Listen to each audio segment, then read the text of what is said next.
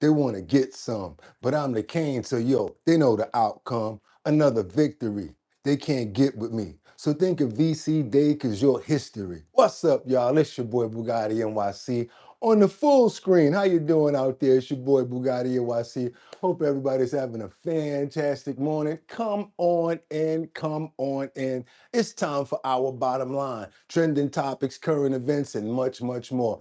How everybody doing out there in YouTube land? Yeah, I'm gonna get the camera straight. Don't worry about that. Let me know if you guys can hear me loud and clear though. It's your boy Boogotti NYC. I'm here and it's hump day. Let's do what we got to do, you guys. Let's go. Thank you so much, Batty Lynn. I appreciate you. I appreciate you guys all. Okay, how everybody doing this morning? Okay, come on in, come on in. Thank you so much, Batty. Appreciate that. Let's go. Let's get this video straight over here. Hope everybody's good. Just wanted to get those 3 seconds out of the way. They always say you got to come in with the 3 seconds fresh. You can't be playing around on YouTube now. So can't do the opening and then go do this. I got to do it the other way now. So yeah, how everybody doing this morning? It's your boy Boogotti NYC. And like I always tell you, could have went anywhere. Fact of the matter that you came here to chill with me. I appreciate you. Hope everybody's having a fantastic morning. Okay, I hope I'm not stuck over here. Okay, cool. I see I got that going on over there. Let me fix this little crutch we got going on over there. I think we're gonna just leave that right there. Got to get this one going again. Well, what everybody up to this morning? How was your evening? What you guys do last night? Did you get any discipline in? Anybody do any workouts this morning? Anybody stretch? Anybody do anything? Talk to me about it. I want to hear about it in the comments. I did my little workout this morning as well, and I'm feeling fine. But right now, it's time to get those prayers in the air. I want to pray for everybody that's here, everybody at home, all of our family members, and all of our animals. I want to pray for love, happiness, respect, and peace. I want to pray for comfort and want to pray for time, because time don't give me time. We need more time on this earth, baby. I want to pray for all of us. And last but not least, good health and love. Who we praying for this morning? Teddy Marcel, I see you in the building. Sam Champion, Mark Dorfman. Also see Adam Trebet is up in the building as well. Who else is up in the building? Okay, Rebecca Lon Yen Bueno. I see you up in here too, VG. Okay, I see Mark Dorfman was up in here real early. Okay, Mark was already up in here. Miss Swanza, good morning. How you doing? Okay, PPY, I want to pray for you as well. Adam Trebet, Angels Among Us. Okay, who else we praying for this morning? We got Daniel up in here, Danielle, Sports Highlights. Okay, Daniel. Who else we got in there? Rebecca Lon Yen Bueno, chiming in from Grand Rapids, Michigan. Who else we got up in here? El Jadedor. Okay, El Jadedor. Okay, we got Adam Trebet, and we're gonna go do some freestyles right now. Let's get it up for Jeffrey Spilker. Can't forget about Sam Champion, Mark Dorfman, Winter Rising, Angels Among Us. Can't forget about Terry Kalesiv, also Winter Rising. Can't forget about myself. Can't forget about me. 55 Coffee House Lisa Roy as well. Want to make sure we're looking out for her. Can't forget about Junior, Justin. Can't forget about, let's see, Luigi. Amen, you guys. That's how we're going to do it this morning. Wait a minute. Bustin' Dustin. That's right. Courtney as well. And that's how we're going to do it this morning, you guys. Because I'm ready to go. Amen. Do, wind it up. Because it's 6 o'clock. Pause. We gotta open up those pores. We gotta open up those. It's Wednesday the 17th. That's right, y'all. 2026. Said I'm your host, Boogotti NYC, and this here's our bottom line, where we be talking about this and that and chat and this and this and that. Where we be talking about this and that and chat and this and this and that. Just got me lit.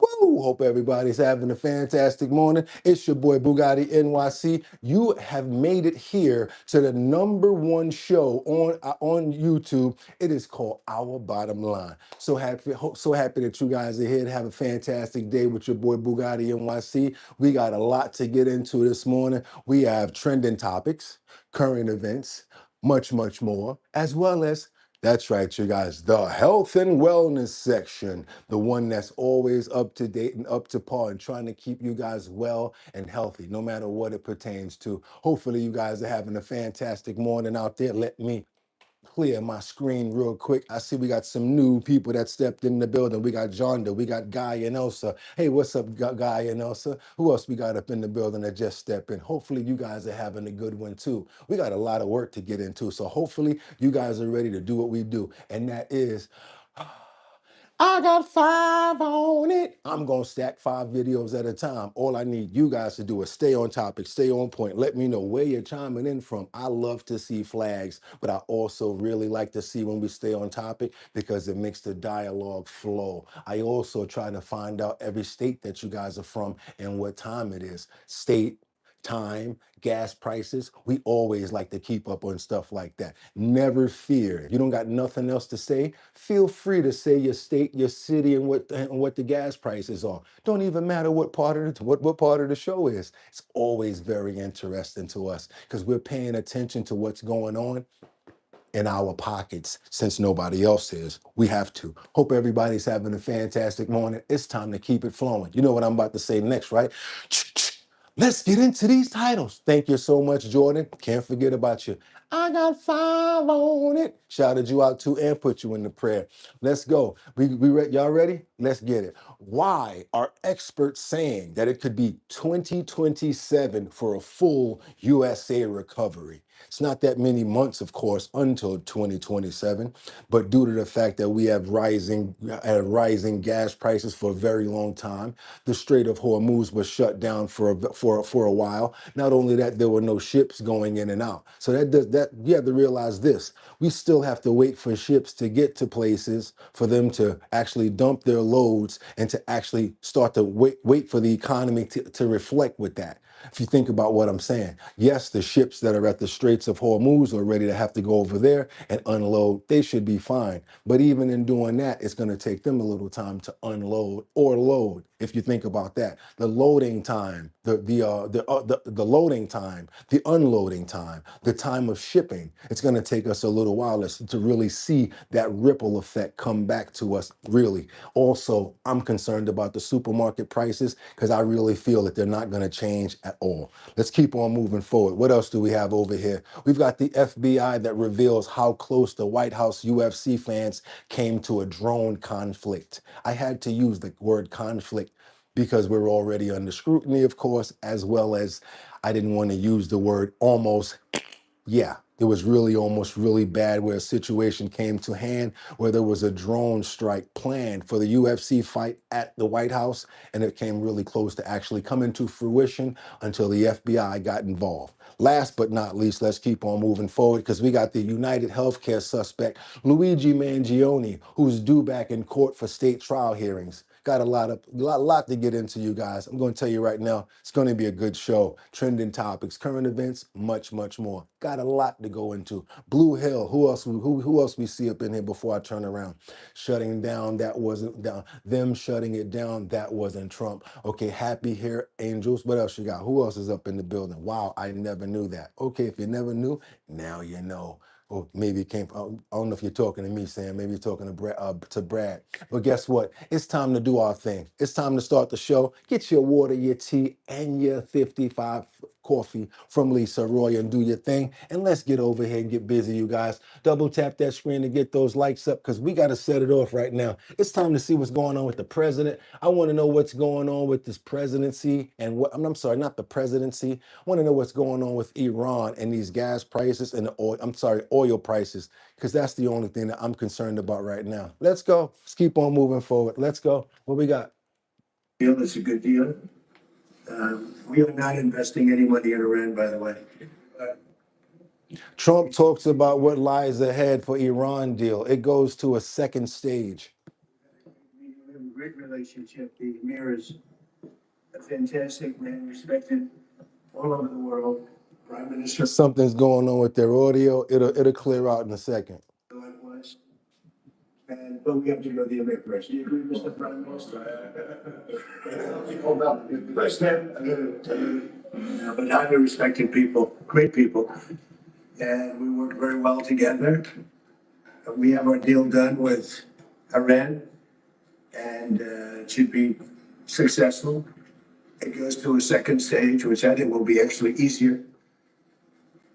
I didn't want to attack them last week, but we had no choice. And we did it twice, actually. We were doing it a third time, and we were able to not have to do that. But we have a deal that's a fair deal. It's a good deal. We are not investing any money in Iran, by the way. With that rumor got out there yesterday, it was ridiculous. We have the right to go in someday and do, if I want to do something, or somebody wants to do something, but we are not investing any money. We have no obligation to invest any money in Iran.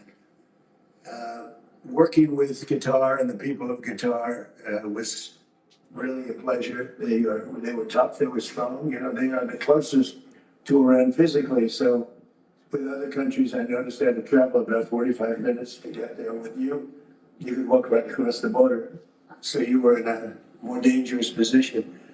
But I do have to say, you fought and you helped us, and with great bravery. So I just want to compliment you on that, and you'll always be my friend. Well, thank you very much, Mr. President. It's always a pleasure seeing you all. Keep on moving forward, you guys. We got other things to talk about. That's not the only thing that's headlining out there. We got other topics as well. We got questions over the deal with Iran that are overshadowing from the G7. As you know, we go to both sides all the time. You might hear from some people that you don't even like that it's not in the thumbnail. Some of the people that you haven't heard from in a little while. That's right. That's right. Let's keep on going. You guys double tap that screen and get those likes up. Where are my mods? Oh, I see Sam is up in here. Sir Lancelot, how you doing this morning, Sam? Let's keep it moving, guys. Speaks with G7 leaders today. The ceasefire deal with Iran is taking center stage. But key details remain unclear with conflicting accounts from both sides. Here's ABC's Karen Hua. This morning, while President Trump touts there's a done deal with Iran, there's still confusion about what's in this agreement. Both countries agree the U.S. will lift its blockade of Iranian ports, and Iran will reopen the Strait of Hormuz. This returns the waterways to how they were pre-war. But while Trump says the strait will be permanently toll-free, Iran says it will collect fees. The Iran deal that we made is going to bring a lot of success to the world, because the oil was really plugged up there for a while. But the main reason the U.S. started this war, to eradicate Iran's nuclear program, still needs to be discussed over another 60-day period.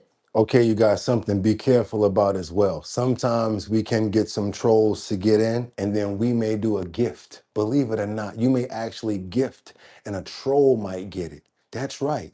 And a troll might have a glove after a while. You never know. Be careful who we got in here sleeping, and don't be scared to give it to them and ask them certain questions. When they search certain things, yeah, watch out for them. Real mods, you know what I'm talking about. Watch out for the fake glove love, because sometimes they get through. It happens. It's called a bug. And I'm talking about in our chat. So don't be scared about it. If they got through with it, because some of these stupid questions coming through with certain people and things like that, certain things, I'm paying attention to everything. So just trust me, we're on top of it right now. Just because Liberty ain't here, don't mean that Lion-O is not. I am Lion-O. I can beat every one of the Thundercats. Don't play with us. Let's go. Back in 2015, Iran already agreed not to possess nuclear weapons in a deal with the Obama administration, which President Trump tore up in his first term.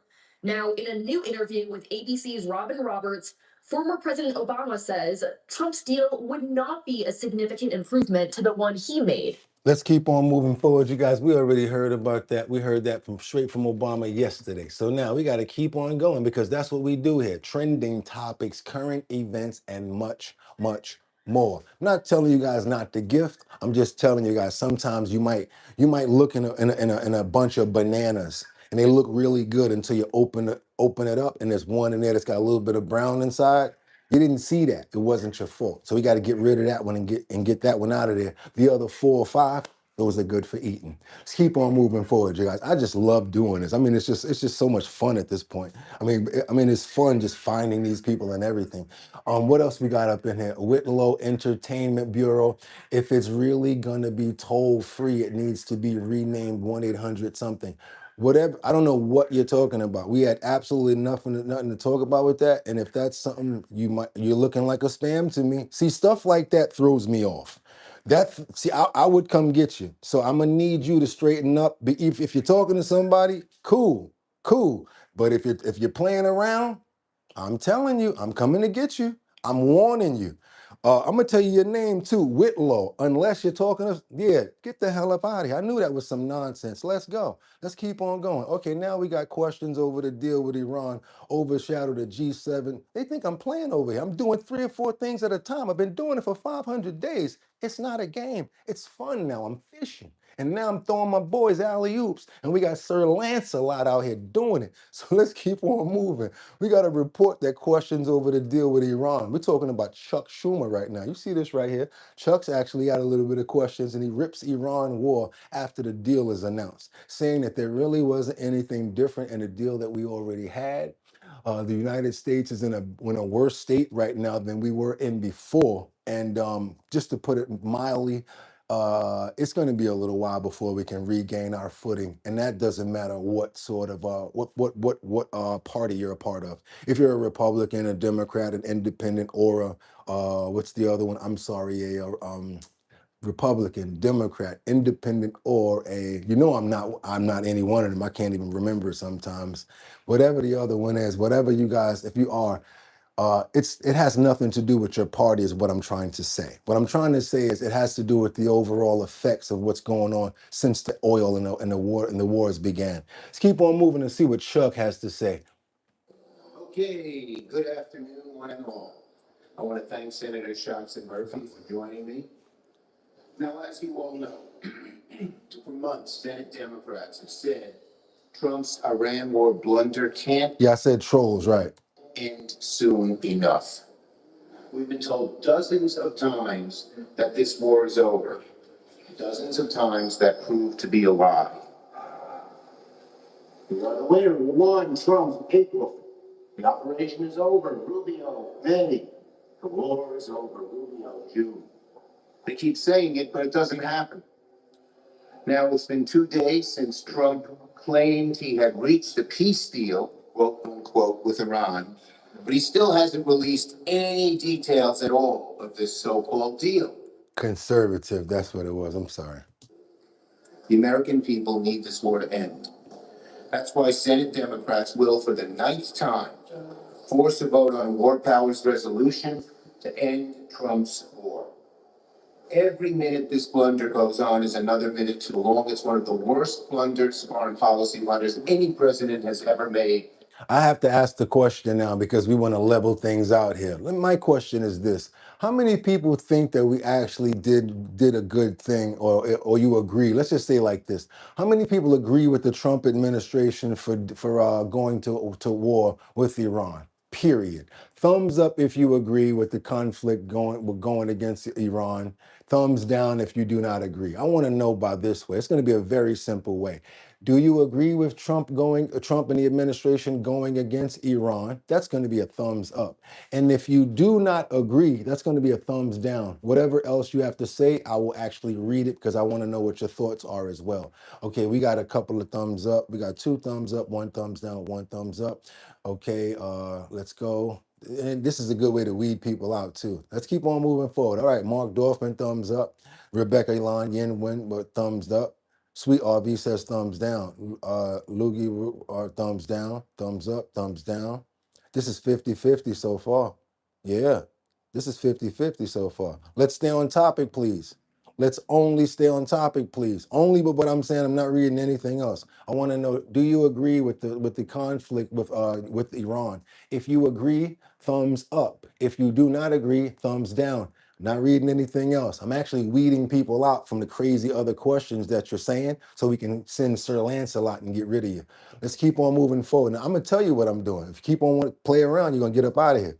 I'm telling you, watch. Keep on moving. Let's go. Let's go. In the history of the United States. I'm also calling on 3 things from the Trump administration. First, I'm calling on Trump to hold a Gang of 8 meeting on what is in this so-called deal. That, of course, is classified. Second, I'm calling on Trump to brief the whole Congress All senators deserve answers. Okay. And third, I'm calling on Trump to immediately tell the American people on whatever is in his so-called deal. Okay, we got Jonathan who says no, that they were no threat directly to the U.S. Luigi says yes, they do not need nuclear. Waylon says no, thumbs down from CJ. We got no better than JCPOA. Okay, that's how we doing it right now. We staying on topic. Maya says no. Miss Swanza, oh, what's up, Miss Swanza? How you doing over there? Jabbles? Okay, nah, you ain't got no thumbs up and no thumbs down. I can't pay attention to you. Zion's Choice says thumbs down. Okay, let's keep on moving forward. The subject is, do you agree with the conflict that we're in right now? If you agree with what we're doing right now, going in war with Iran, we got a thumbs up. And if you do not agree, thumbs down. We will also read what you have to say if you put a thumbs up or a thumbs down. Let's keep on moving forward, you guys. I got some real serious questions going on here because we just had something like this happen in New York, where we had a child that got a hold of some Fetty Wap. I can't say the real name. Fentanyl. We call it Fetty Wap on the show for obvious reasons. We had a child that got a hold of it in the Bronx and lost his life. You guys remember that? A toddler that was in like preschool. Not even preschool, I think it was daycare in the Bronx, and the people that got convicted got like 80 years for this situation over here. Situation seems to continuously keep going on. I don't understand how they can hide these drugs around children, and it doesn't seem to be anything going on about it. We got a case in point in California, and today's show is going to be very serious. We got to get into it. We got a daycare that remains open after a child tested positive for drugs. I'm talking about an investigation that finds parents that said businesses is not holding up to their end of the bargain. Hell with them not holding up to the end of the bargain. Take your kids out of that daycare or that school. And it happened to more than one child. Imagine seeing your child under the influence and you can't do nothing about it. This is how serious this is. Come on, you guys, let's go. We got some situations coming out of California, and I can't believe that this daycare is still open. Is where 3 kids tested positive for methamphetamine. You would imagine it would be shut down after that, but the doors here are still open. And some parents say the business is not holding up to its end of the bargain. My daughter, she don't sleep for 2 days. No eat, no nothing. Jose Aguilar It says my daughter didn't sleep for 2 days. No eat, no nothing. says this is video of his daughter behaving abnormally in May of 2024 after the 4-year-old at the time came home from daycare and vomited. Hey, cabrón, ¿me quieres ir al hospital? It may be hard to tell from this clip, but he says she don't seem normal. She's talking too much. She's jumping. His suspicions led him to taking the girl to a hospital where a blood test came back positive for amphetamine. I want to read that real quick. I can't remember if it was a few years ago, but does anyone else remember the sleepy patches that daycares were giving kids?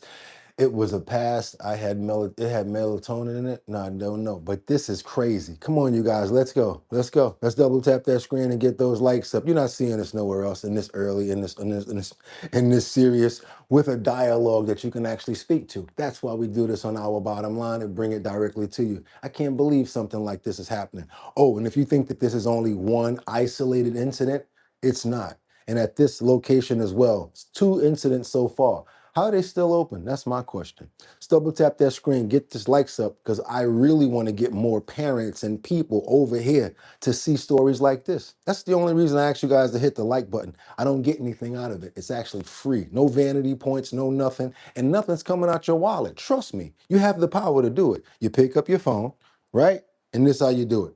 You double tap the screen. Other people say, wait a minute, what's going on over at YouTube? Boom, and they come over and watch this story because they send up a signal and they send up our header. Let's keep on moving forward. This is not the only incident.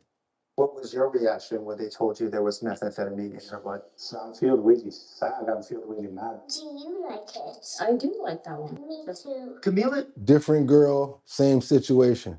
Bakir's mother says her little girl, who was 2 at the time, also tested positive for methamphetamine in May of 2024. What was your reaction? I was very shocked. So now this is 2 years later at the same location. Because like I said, I didn't know what it means, but then when she kind of elaborated on it as math, I was like, what do you mean? Like, where could she get that? Sharuk Bakir says the symptoms were similar to what Jose Aguilar described. She didn't want to eat, she didn't want to drink anything. The children had one more thing in common.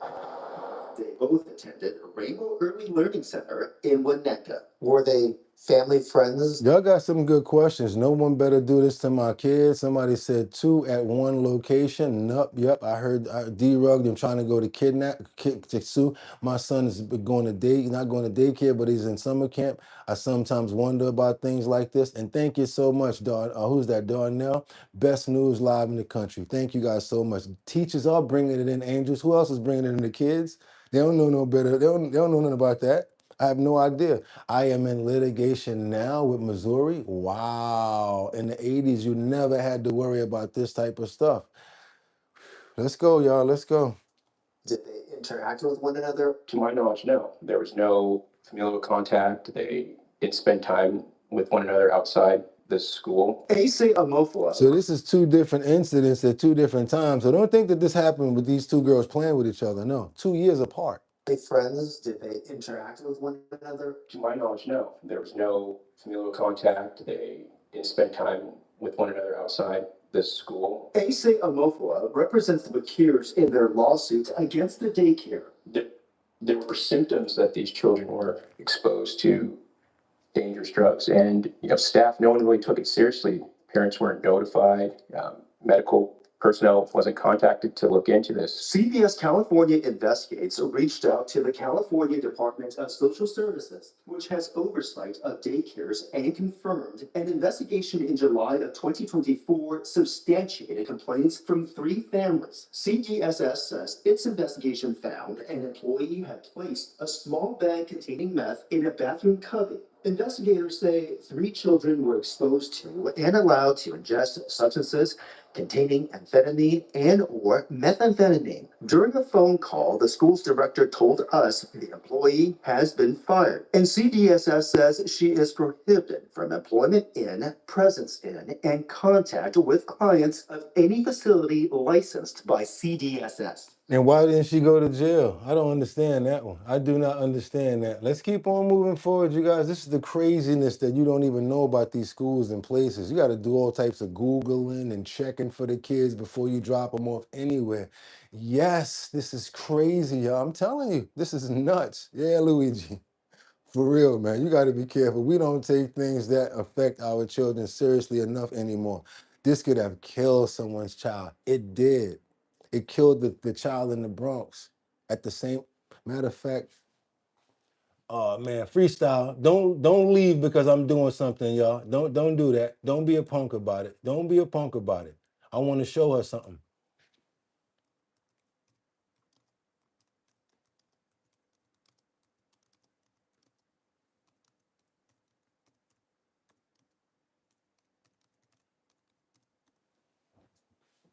This baby right here.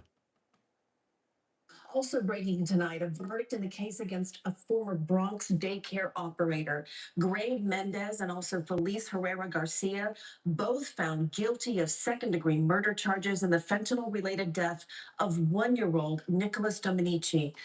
Yeah, it did happen already. This is not something that didn't happen already. It happened already. 1-year-old. They got like 90 years, something like that together. Back in 2023, 4 children at the daycare were rushed to the hospital for fentanyl poisoning, including Dominici, who died. Yeah, I told y'all, I don't play around when it comes down to this stuff. I know what I'm talking about. We're going to keep on moving forward, double tapping that screen to get those likes up. Yes, I told you it happened already. You seen that? 1 year old, his father was, forget about it. His father was flat. Couldn't even, a year later, he still couldn't even handle it. Your 1-year-old baby, exactly. That's what I'm talking about. You guys don't remember that?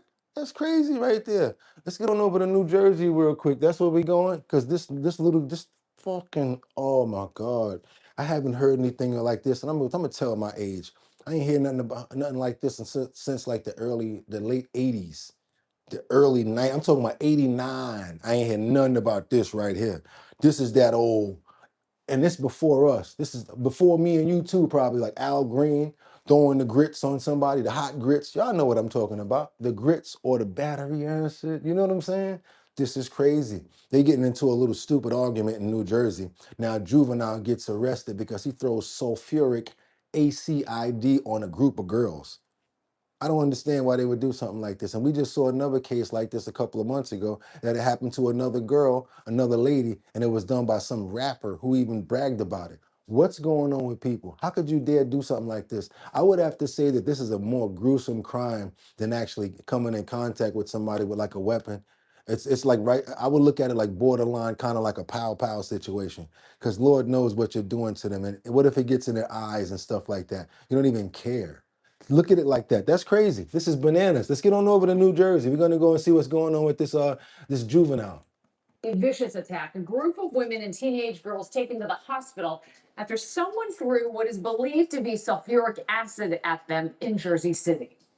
Good evening to you at 6 o'clock on this show. All 6 of the victims suffered injuries and tonight are recovering from skin burns. Police say a teenager is now in custody for what investigators say was a targeted attack. Eyewitness News reporter Crystal Cranmore is live in Jersey City with our lead story tonight. Crystal. Good evening, Liz. Well, we know from police that one of those victims is a Look it up. He's not a not a much like not a big known rapper, but he was like a local rapper, and he did that to a lady. Yeah, put it in. Rapper throws ACID on lady. Yeah, face looked terrible. He messed her all up. She's beautiful too. Before that happened. 21-year-old woman who we understand today was transferred to the St. Barnabas burn unit with second-degree burns to her scalp and to her face. We did speak with an eyewitness who reported hearing the victim screaming. I heard one of the girls screaming, saying it burns, it burns. Jersey City hazmat crews rushed to Wilkinson Avenue near Ocean Avenue after police say someone threw what's believed to be sulfuric acid on a group of young women. Jealousy or outright, I have to find a real bad word for it. I mean, like, it's got to be like something that comes from the gut when I think about something like this, because of the real sort of pain that you're causing this person. That's kind of like, that's a disgust sort of, I'm talking about malicious. You know what I'm saying? Like, that is, we need to find one of those words to describe something like that. Heinous, you know? Including 3 teenage girls. It happened outside a home around 7:40 Monday night. Amelia Sanchez is bedridden and spoke to us through her window. All I heard was calling each other names and fighting. I was going crazy because I couldn't see nothing. And this is happening with my grandkids. Imagine if my grandkids were sitting out here. According to investigators, a car pulled up to the group and someone in the vehicle hurled the substance before getting away. Medics took 6 victims to the hospital with no Didn't even care where he hurled it at. threatening injuries. The people that were hurt, they had the towels on their face. They went into the ambulance. Authorities say this may have been targeted and stems from a potential dispute between a larger group of people. We thought it might have just been a fight. You know, there was a lot of commotion on the block the day before.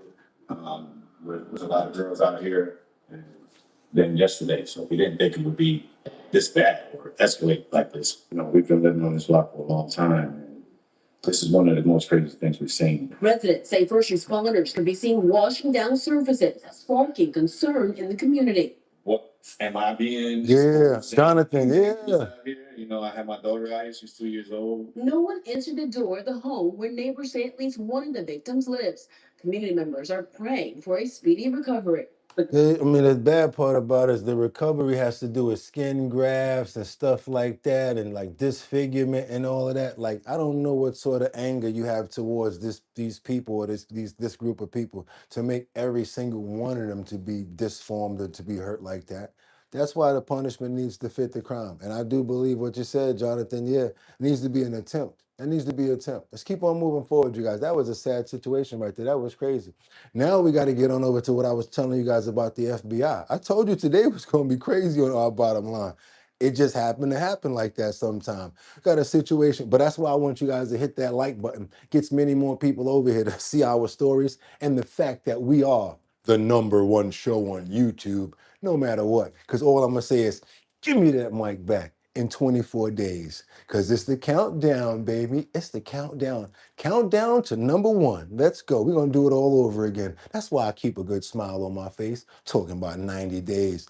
Doing that on my pinky. Stop playing. We done did 500 and something days over here. Plus, let's keep going, you guys. That is nothing to a champion. And you can keep a good man down. They will never, never take our crown. Let's get on over and see what's going on with this situation right here. I'm glad and I'm so happy that we do have people in our in our let's say in our law enforcement that are smart enough and are diligent enough to protect us. Because no matter how you feel about a certain party, you would not want anything like this to happen, you guys, no matter what. As they reveal how close the White House UFC fight participants came to a deadly drone attack. Come on, you guys, let's go. See what's going on with this.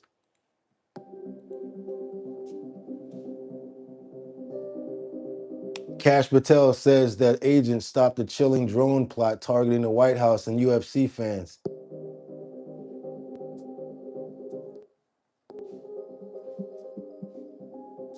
Specific targets, capitalist entities, billionaires, and politicians who receive donations from the American Israel Public Affairs Committee.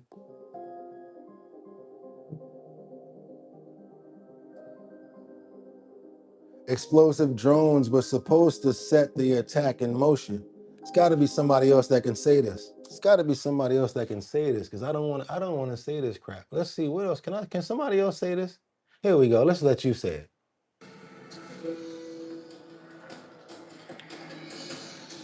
But first, we have breaking news. The FBI says it disrupted an alleged plot targeting the White House UFC event. Sources tell ABC News it involved using explosive drones to cause a mass evacuation, then the second wave of attacks on those evacuating. Now sources say Ooh, so not only did they try to hurt people, but they wanted to have two waves of attacks. They wanted to have it hit first, and then whoever start running, a second wave. Oh man, who that right there? Chicken on biscuits. Okay, what's up, chicken on biscuits? Got 5 on it. There you go. The Iran Pete. Or I get what you're trying to say. I almost said praise deal too. I read exactly. That's my problem. I read exactly what I see. The Iran peace deal requires Boo to be head of the news channels in Tehran. That'd be cool. I don't know. I have no problem being the head of the news channels over there. Let's go. I'll do it. But I'm probably get in trouble doing that because they're gonna be like, let's get him. He tells the truth too much. Y'all gonna have to give me some serious security. 5 people are in custody. ABC's contributor, former FBI agent Brad Garrett's here for more. Hi, Brad. What do you? How about the fact that it was thwarted and nobody got hurt? Again, you guys, it's not about a party. It's about nobody getting hurt, and we actually were able to thwart what they were planning. Make of what we are hearing about this plan so far? This is drones to cause a mass evacuation, and then this plan to rush the checkpoint. Impressive as far as sort of the layers of attack that this group had come up with. RV says Cash trying to make himself look good. How realistic? That's another story. But the idea that you could apparently send drones in with weapons, explosives on them, to their words, hit buildings, causing panic, causing evacuation, and then driving the people away. Again, Diane, probably presumably away from less law enforcement to like metro stops, subways, etc., and then have pre-staged snipers to shoot people at those locations. Whoa. Again, it's a bit grandiose, but you just never know. Could part of it have worked? And the answer is yes. Brett, it sounds like a pretty elaborate scheme. Do you need a certain level of expertise to pull something? Did you guys hear what they was planning? Like this off? Does this tell you anything about who might be behind it? Well, I think we overestimate sometimes the level of planning. Now, granted, learning how to fly drones, there's a lot of people know how to fly drones. Putting explosives on them. Unfortunately, Diane, you can probably learn online how to do that. With the massive number of drones that are used in the current wars around the world. And yes, I do want to say that thanks to the mom of the 19-year-old. That's the only way they found out about this situation. That the mom of the 19-year-old dropped a dime on him, told on him. I'm dropping a dime on you. She told it. Um, Snipers are another story. Could you put them in a position where and that they were trained to actually be snipers? You're now getting into a potential expertise, but it's a lot of moving parts. It's a lot of hands. It also doesn't surprise me that they got caught. They mentioned the FBI mentions like 23 other people they intercepted through WhatsApp or some other social media site. Do you guys think that this was staged? We got a couple of people like that are saying that they think it was staged, you guys. You don't think that this is actually a real event here? They are saying that they found a couple of people in different places, Money Tree.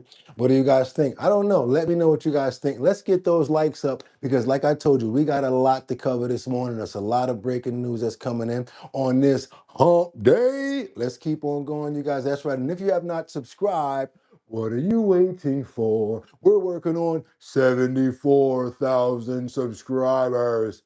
Oh, you didn't think that we made the 73 already? We on our way to 74.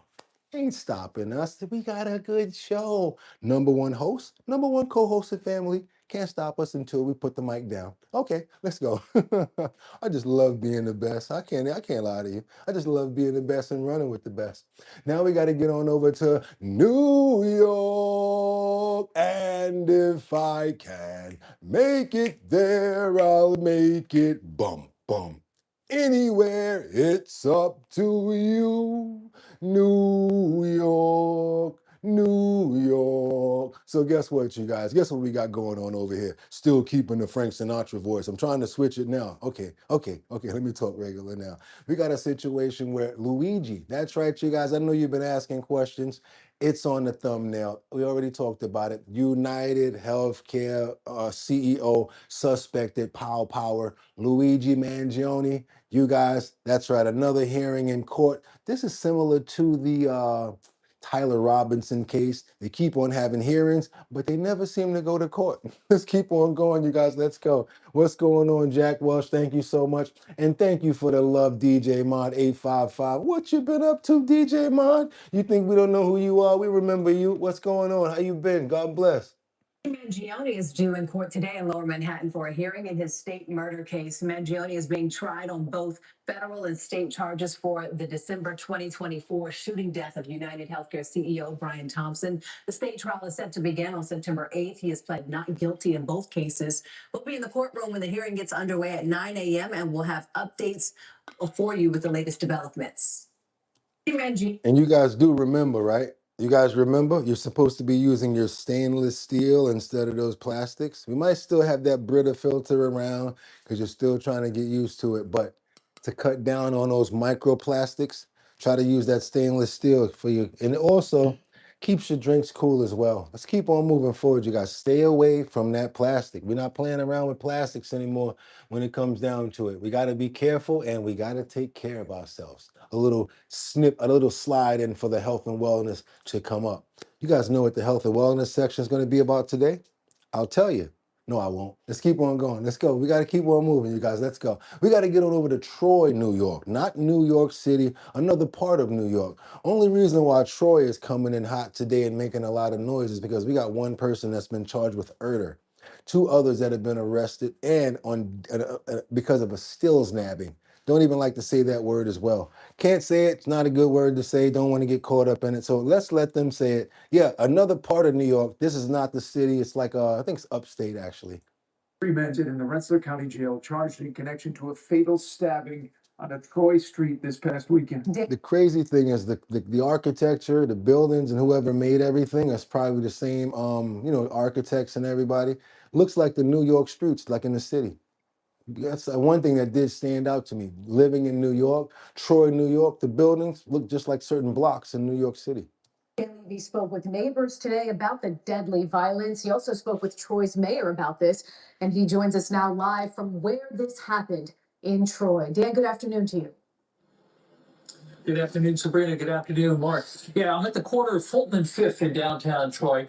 And this is only 2 blocks away from the police station. At this point in the investigation, police tell me they're having difficulty finding family members of the victim. However, they had a lot less trouble finding out Well, the three people that they think are responsible for the horrific tragedy that happened right here. The folks who frequent Fulton and Fifth Avenue in downtown Troy will tell you it's usually a quiet and safe neighborhood, but not always. I would never come down there at the 9:30, 10 o'clock, especially when the sun went down. You know, that's when it's all Nah, says. leave Jesse alone. Stood up at 3:30 in the morning Saturday turned out to be a Jesse good. He only asking questions. It's cool. street fight involving 4 adult men. One of them wound up being stabbed to death. The other 3 taken into custody. 20-year-old Noah Anderson from Vermont is charged with murder and gang assault. 35-year-old Renard Birch of Waterville was charged with gang assault, and 19-year-old Savion Kamano with a New Jersey address also charged with gang assault. Savion looked like he caught it. He looked like he got beat up or something like that. Something happened when they took him in. Savion must have resisted arrest. What I was gonna do was wait till I got to this point to actually answer him back. I don't have beef with anybody anymore, especially when it comes down to me. Because when I see people now, it's just like, whatever. And when it comes down to what they did, as far as if they tried to scheme me or do something like that, what you do now is I just keep the feather in my hat. I deal with people just the way that they deal with me. And there's some people that are really scammy that you can't expect anything from. And you notice how even though I can talk about certain stuff like that, I don't, because I actually have a direct relationship with those people. I feel as if too many people do that.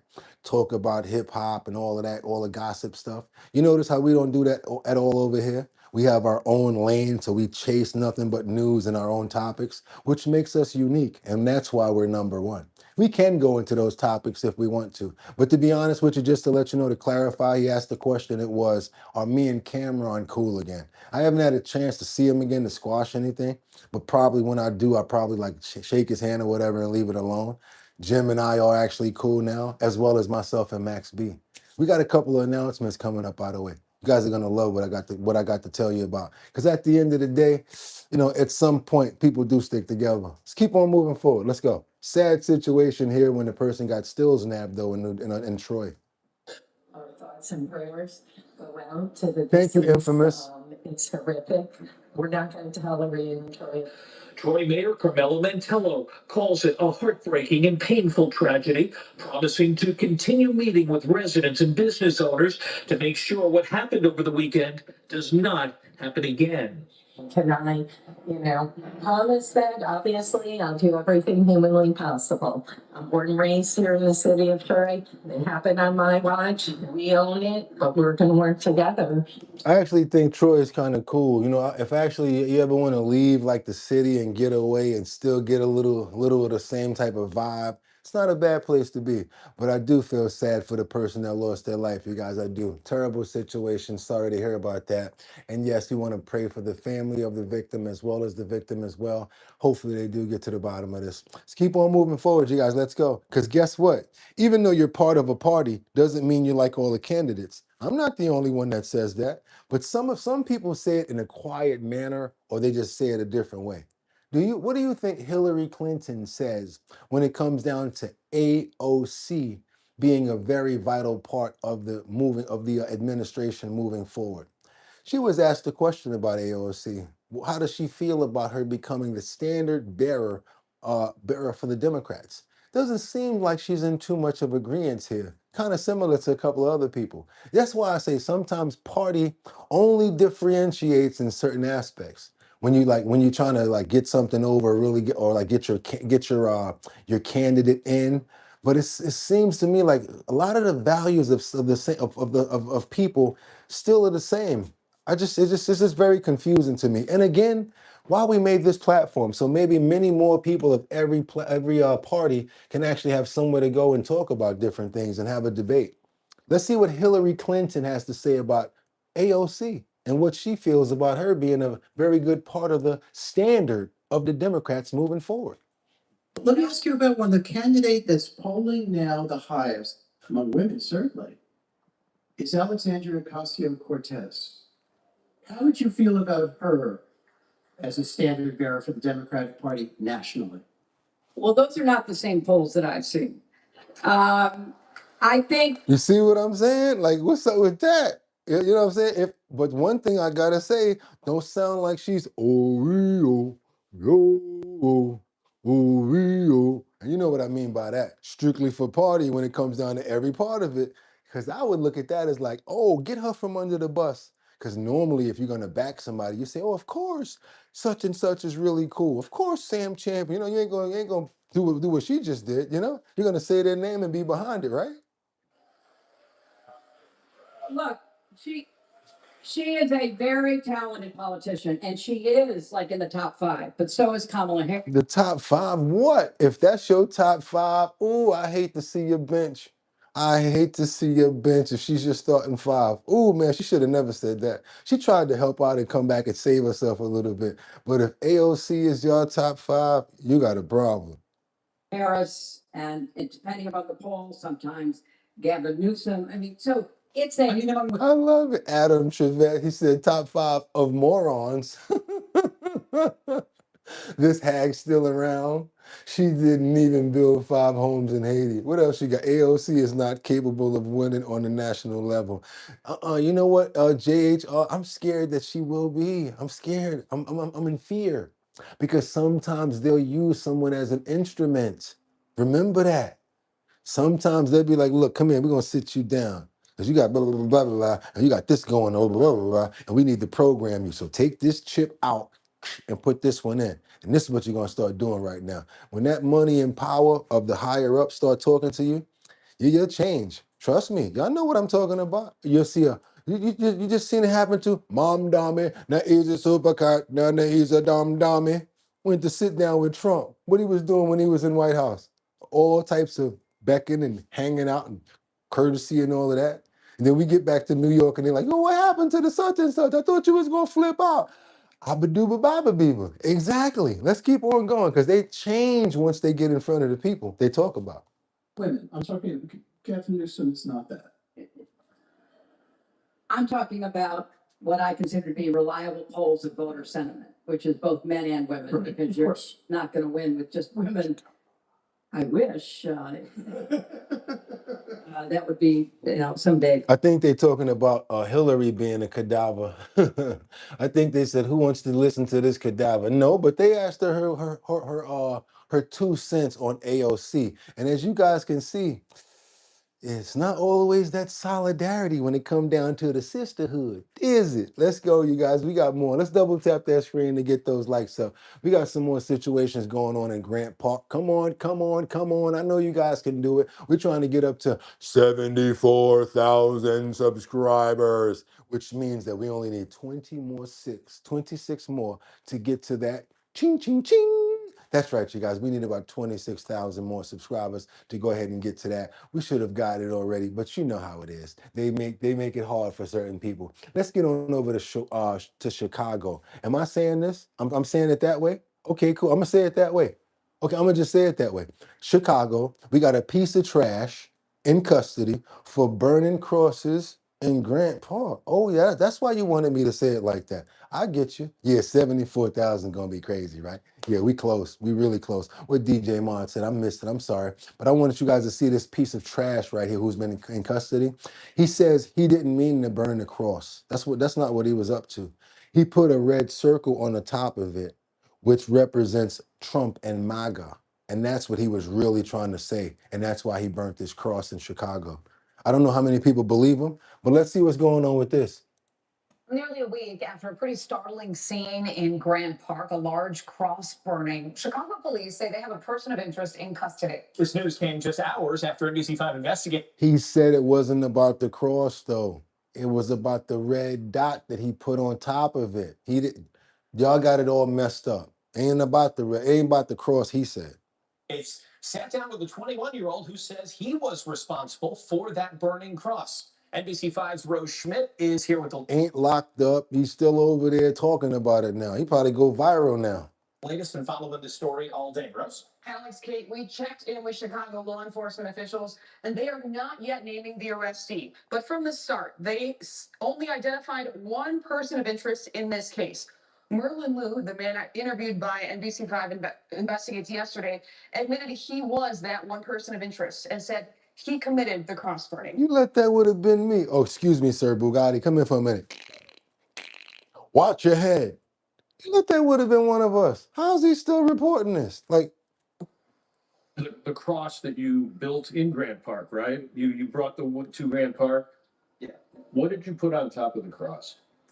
I put a red hat to signify the MAGA hat, the Make America Great Again hat. When Merlin Liu sat down for an exclusive interview with NBC5 investigative reporter Chuck Gowdy, he identified himself as the man in these photos, suspected of burning a cross in Grant Park last week. Do you think what you did is a crime? No. If you wanna charge me with arson, I'm okay with that. I accept that. In this community alert flyer, Chicago police called the burning cross an arson incident. The FBI is investigating whether the incident is a hate crime. You told your father about this? Yeah. Your mother as well? Yeah. The Naperville native says his parents wanted to hire an attorney, but he rejected. what about the poor tree? And what about what could have happened? You fool. Look at this idiot. Look at all these other trees around. Did the lawyers help? They're just worried about their kids. They're just worried about my safety. Sweet RV. Come. Jail time. But like, Sweet RV. How is he out? I don't know. I don't know. And he thought of Asians were intelligent, and we thought Asians was intelligent. Oh, look at 55. An act of what? An act of what? Somebody said deport his ass. Look at Money Tree. Deport his. Deported. Deported. Yeah. Yeah. But I'm American citizen. But you're still getting deported. Yeah. like to me, as I said earlier, like those type of things are not really important. What was important to him was sharing that his motivation was to protest the Trump administration, not to promote racism. While I did obviously make a pretty bad mistake, one, I still hold the belief that I didn't hurt anybody, right? I believe that from my own moral compass, I didn't cross any lines. Chicago Mayor Brandon Johnson says he hopes the consequences of the investigation match the level of pain he believes the cross burning caused. That symbol of hatred is one that we must continue to reject. And I wholeheartedly Look at that. Look at what Joyce says. If he would have disrespected Allah in Southeast Asia, he would have been done. Look at that. Yeah. reject it. I can't speak to anyone's If he would have did that on Buddha, exactly. I see what you're trying to say. You let him would have burnt up Buddha doing that. motives, we can only speak to the impact. And the impact was devastating. Or one of their gods or something like that, put it on his lap and set that on fire. They would have, oh my God, he would have been limb, all sorts of hanging crazy and shaking. Yeah, lock him up too. I want to pray for the people that are suffering from situations like this. All of the African American people who ever got, any sort of racial situations that probably have your family affected by situations like this. I want to pray to the people that respect the cross and love our Christianity, our Christian love, no matter what race you are. I don't care, because there's many Christians around this world who respect our cross.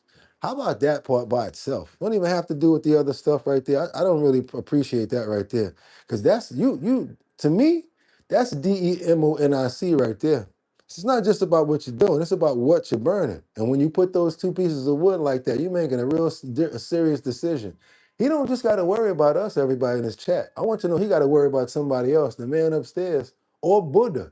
Yeah, and living like that, what's going to happen in the next life? Because that's what we believe in around here. So he going to get dealt with, trust me, or trust he'll get dealt with. Amen. Maybe not in this life, but he'll get dealt with, and all those like him will too. Let's keep on moving forward, you guys. Let's get on over to UC Berkeley, in the Bay Area. This one right here. Woo! I'm talking about Oyukin, right through his whole chest. I don't even know if I can say this. UC Berkeley, Bay Area. We got a child that was assaulted at a summer camp. And they said that this dude, yes, it was a number 6 assault at a summer camp. So be careful sending your kids to this summer camp. They found out that it was in the dorms. Hear me out on this. Not only did it happen in the summer camp, it wasn't a child, it was one of the administrators that had something to do with this. Let's keep on moving forward. Double tap that screen to get those likes. So let's go, y'all.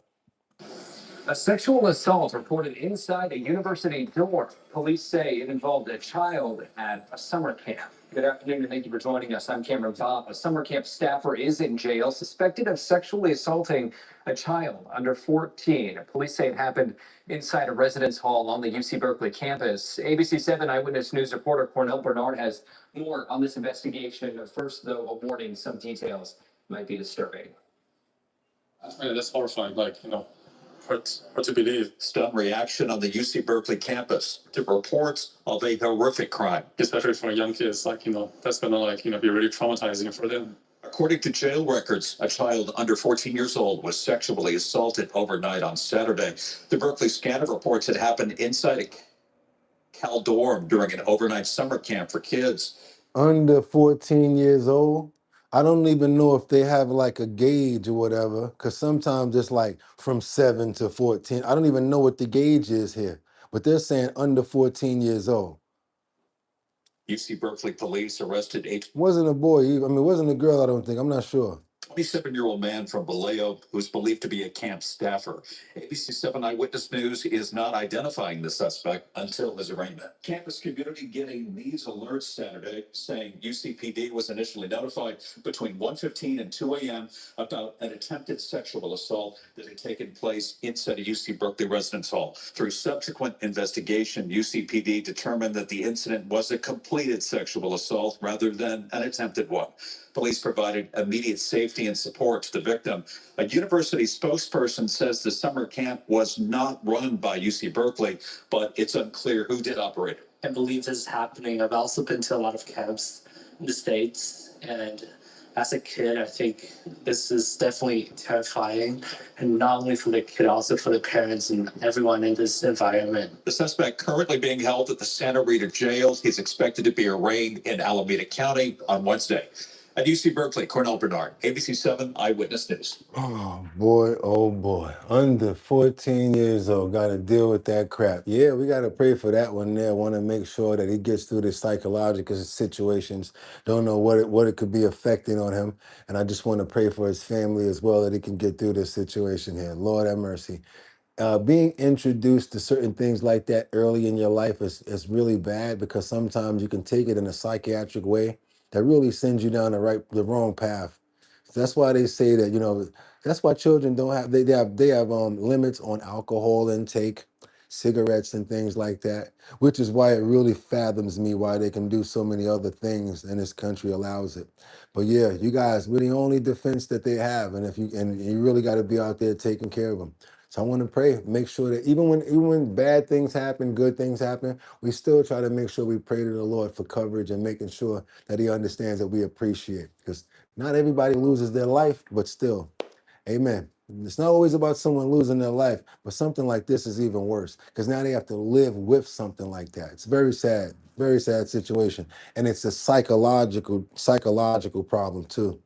Yeah, let's keep on moving forward. We got to get on over. Come on, Miss Swanza. We got your people out here. Something going on with this relay attack.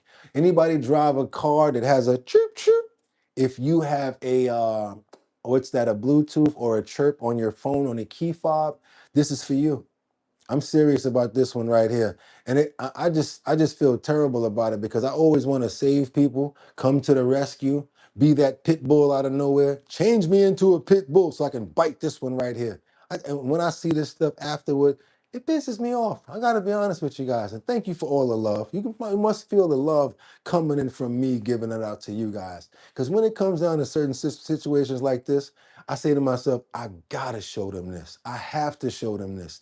If you have a key fob, be careful. There's a new thing called the relay attack.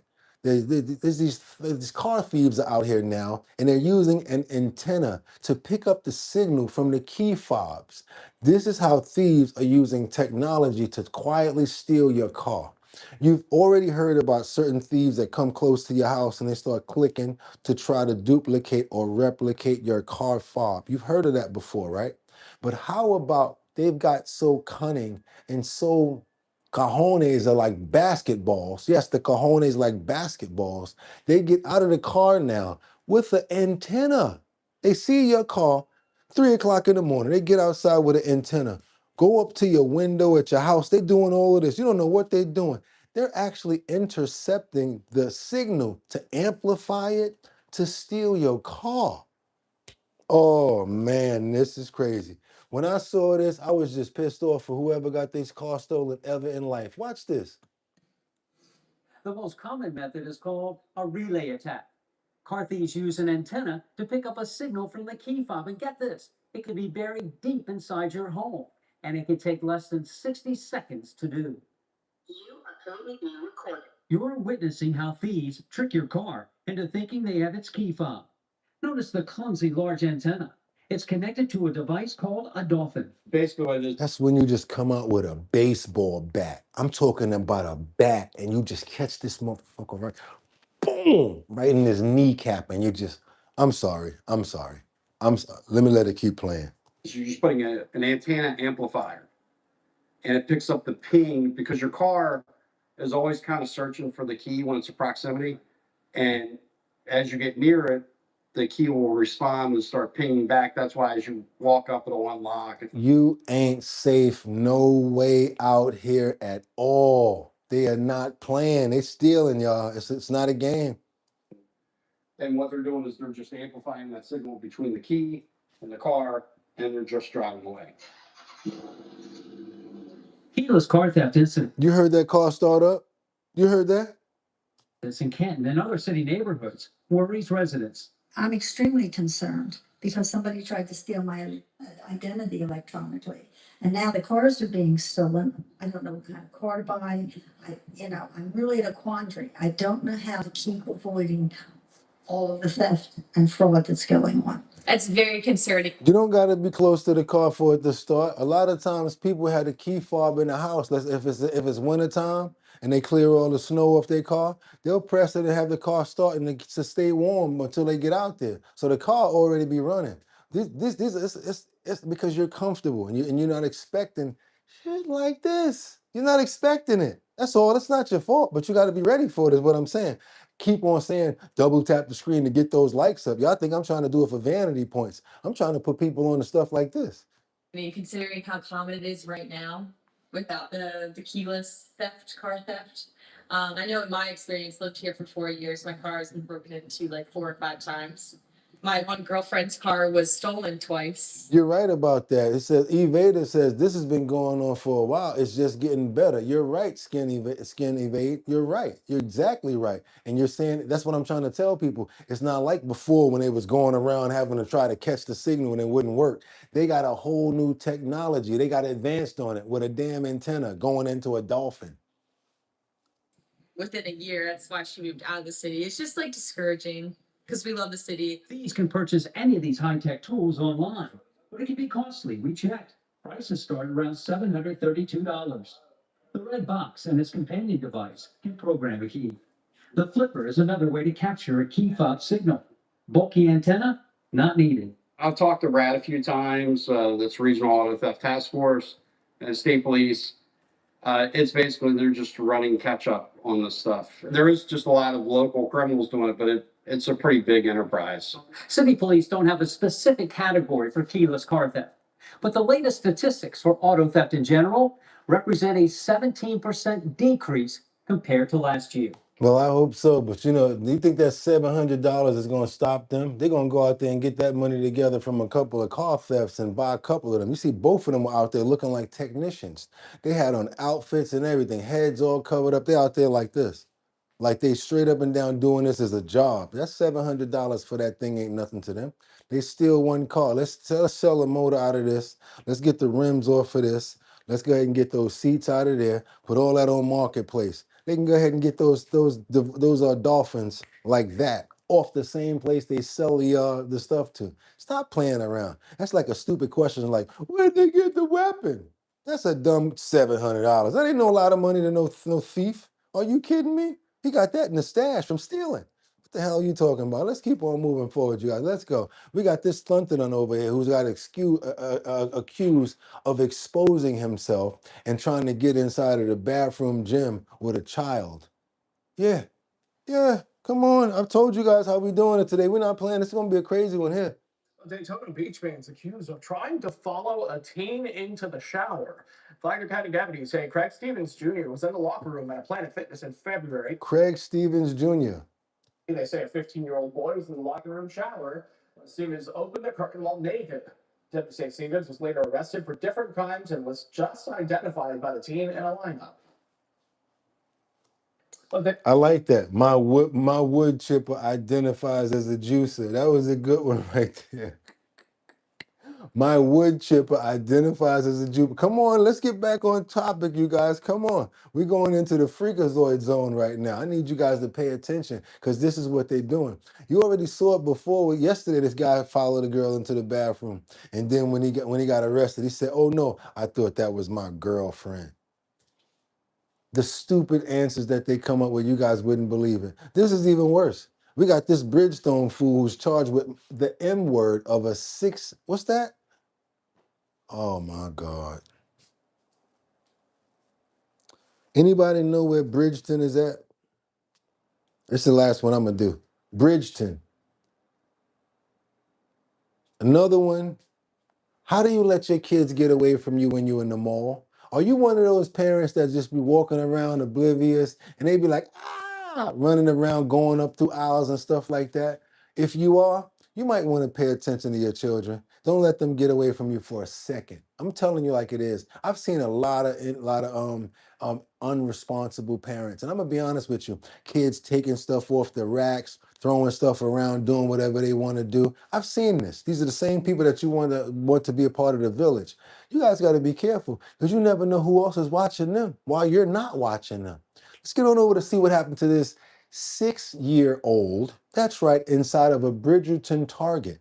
A man has been charged with the M word for putting his hands on a 6-year-old little girl while the parents were doing whatever. Because I know you're going to ask me the question, where were the parents at?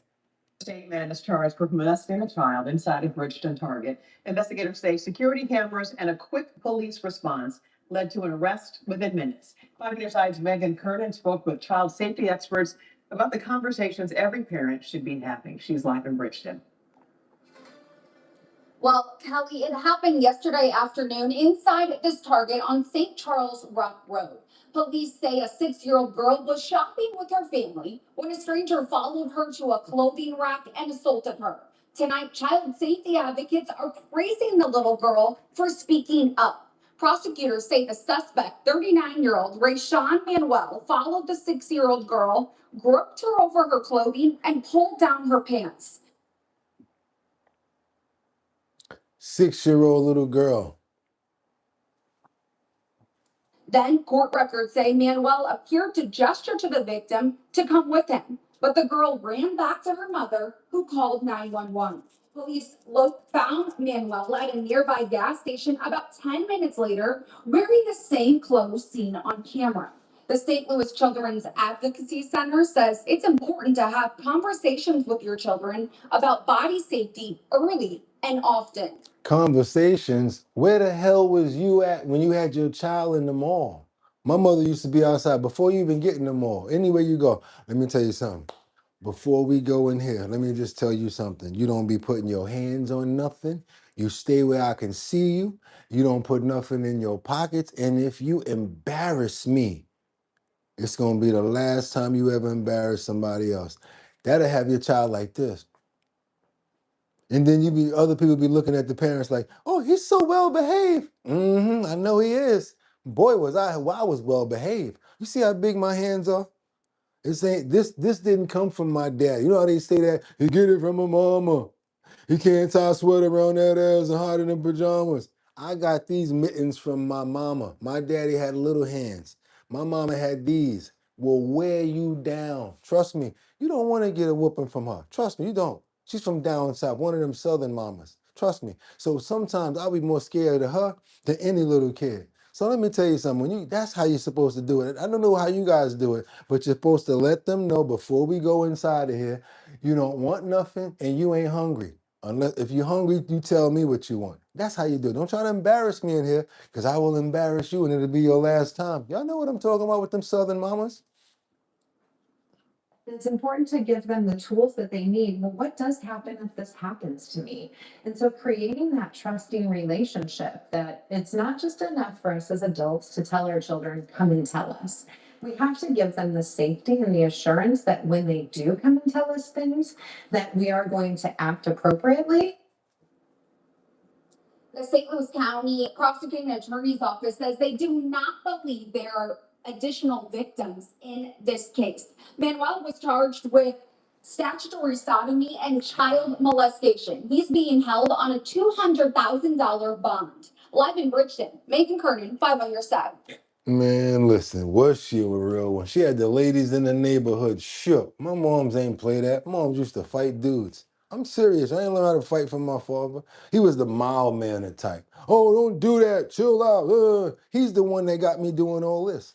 All of the talking and walking and all of that. He got me doing all that. My mother, she the one that be like, here, let's go.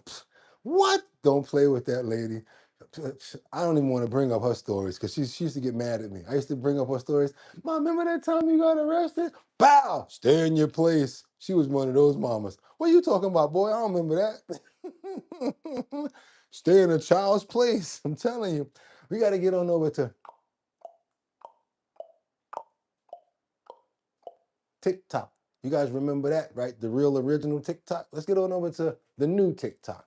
Got a situation right now where TikTok is now being sued over alleged addictive features. Do you think that that TikTok is addictive? I gotta tell you, ever since the algorithm has changed, I gotta be honest with you, I see a lot less influencers and a lot more people going to work. Ever since the algorithm has changed, you got a lot less people out here trying to sell you shower heads, trying to sell you cutters and different types of lights and things like that. Why? Because it's not as lucrative with the new sort of algorithm that they got going on. If you guys notice that. If you're a TikToker, you don't get the same numbers you used to. If you used to make good money off of there, it's not matching at all. Why? Because ByteDance basically took their algorithm and hit the bricks. That's what happened, you guys. You see a lot of people that's good at fronting though. Boy, are they good at lying, acting like they're still doing good. Hey, I guess if you can fake it till you make it, you can keep on doing it, right? Let's get on over here and see what's going on with TikTok as they get sued. Attorney General James Ootmeyer has filed a lawsuit against TikTok, accusing the platform of using addictive features that can harm young users. This move comes as the UK is moving to restrict access to many major social media platforms, as growing research is raising concerns about anxiety and depression and sleep problems among heavy users. So let's bring in our Fox News senior medical analyst, Dr. Mark Siegel, author of The Miracles Among Us. Dr. Siegel, thank you so much. Great to see you. Good to see you too. So when does this become a medical problem? We're seeing Meta, Instagram, they're doing some things to protect our kids. We saw Roblox, also YouTube. What are you talking about, Jack? What do you mean go outside, you make too much noise? You talking about me by any chance, or you talking about the kids? What do you mean by that, Jack? We're interested. What do you mean by that, Jack? What's that, Jack Walshins 1771? What do you mean by go outside and make too much noise? Talking about me by any chance? Just asking. Let me know. But when is a medical issue? There is a medical issue. I'm a big believer in the word addiction and when addiction becomes a problem. And Baylor University recently studied TikTok and compared it to Instagram and other platforms. And they said this, and I agree with it. It draws you in. It doesn't rely on your friends. You don't have to join via friends. It relies on recommendation accuracy. They say, come to this topic. And then they load you up with videos, and the videos are very attractive. Not only that, Jack, you know what else she used to do? If you come back in this house one more time, you staying in the house. Anybody ever hear that before? If you come back in this house one more time, you staying in here. And us, from our generation, we used to be like, okay, and we used to stay outside, right? But a lot of these kids now, they don't want to go outside. PS5. This right here. When the last time you see kids play a basketball game or something like that? They go outside, this all foreign to them. Hanging out without the phone? Wow, could you imagine that? Could you imagine taking your child's phone or iPad for an hour and just going to the park? Could you guys do that? Do you think it'll work? Might be a good way to start out and test out and see what you guys can do. I think it'll actually help for the social abilities and connections. I also feel that during COVID, That broke a lot of boundaries when it came down to social connections, because a lot of kids didn't have a chance to go to school, be with their friends. A lot of them were sad about it, and then they were doing a lot of homeschooling, which means that they weren't really doing a lot of work. So that hurt with the education as well. It's a lot of work that we have to do to catch up to what we lost when it came down to that, and a lot of characteristics have kept on going ever since then. Let's keep on going, you guys. Let's go. And they get you coming back. And that's what Baylor discovered. Short, powerful, entertaining videos that may not be medically accurate, that, especially when they get to health issues, they may not be accurate at all. They bring you back. And so they're highly addictive. And that's what I'm worried about with TikTok. So I understand where the Florida AG is coming from. Yeah, I mean, think about when I'm on Instagram, sometimes it sends me to other videos, things that I'm interested in, and maybe home decorating or some sort of a sermon. Yeah, it floods you with information so that you don't leave the platform. And sometimes you'll wind up on the platform for 2 hours. Like, how long I've been on this damn app? Trying to fight yourself to stop swiping, right? And some sort We of all do it. that's converted to Christianity. We all do things it. like that. That's what I'm interested in. But you can go down this rabbit hole of being on it for an hour and starting to, but sometimes it takes you away from the stresses of real life. I think it's too isolating. That is a really good point, Angels, because we can't send our kids outside anymore like in the 80s and 90s. You're right about that. Point about friendship is that, look, and I've been really against the idea of bullying and how on Instagram or on Facebook or on Twitter, X now, you can get drawn into a group of pseudo friends. So that may not be great either. And that's what has the other point going that we're talking about today, which is that under the age of 16, the UK is now banning social media use, period. Do you like this? Well, I've been looking at it carefully in Australia because the Murdoch Children's Research Institute is studying that it's banned in Australia. And here's what they're finding so far.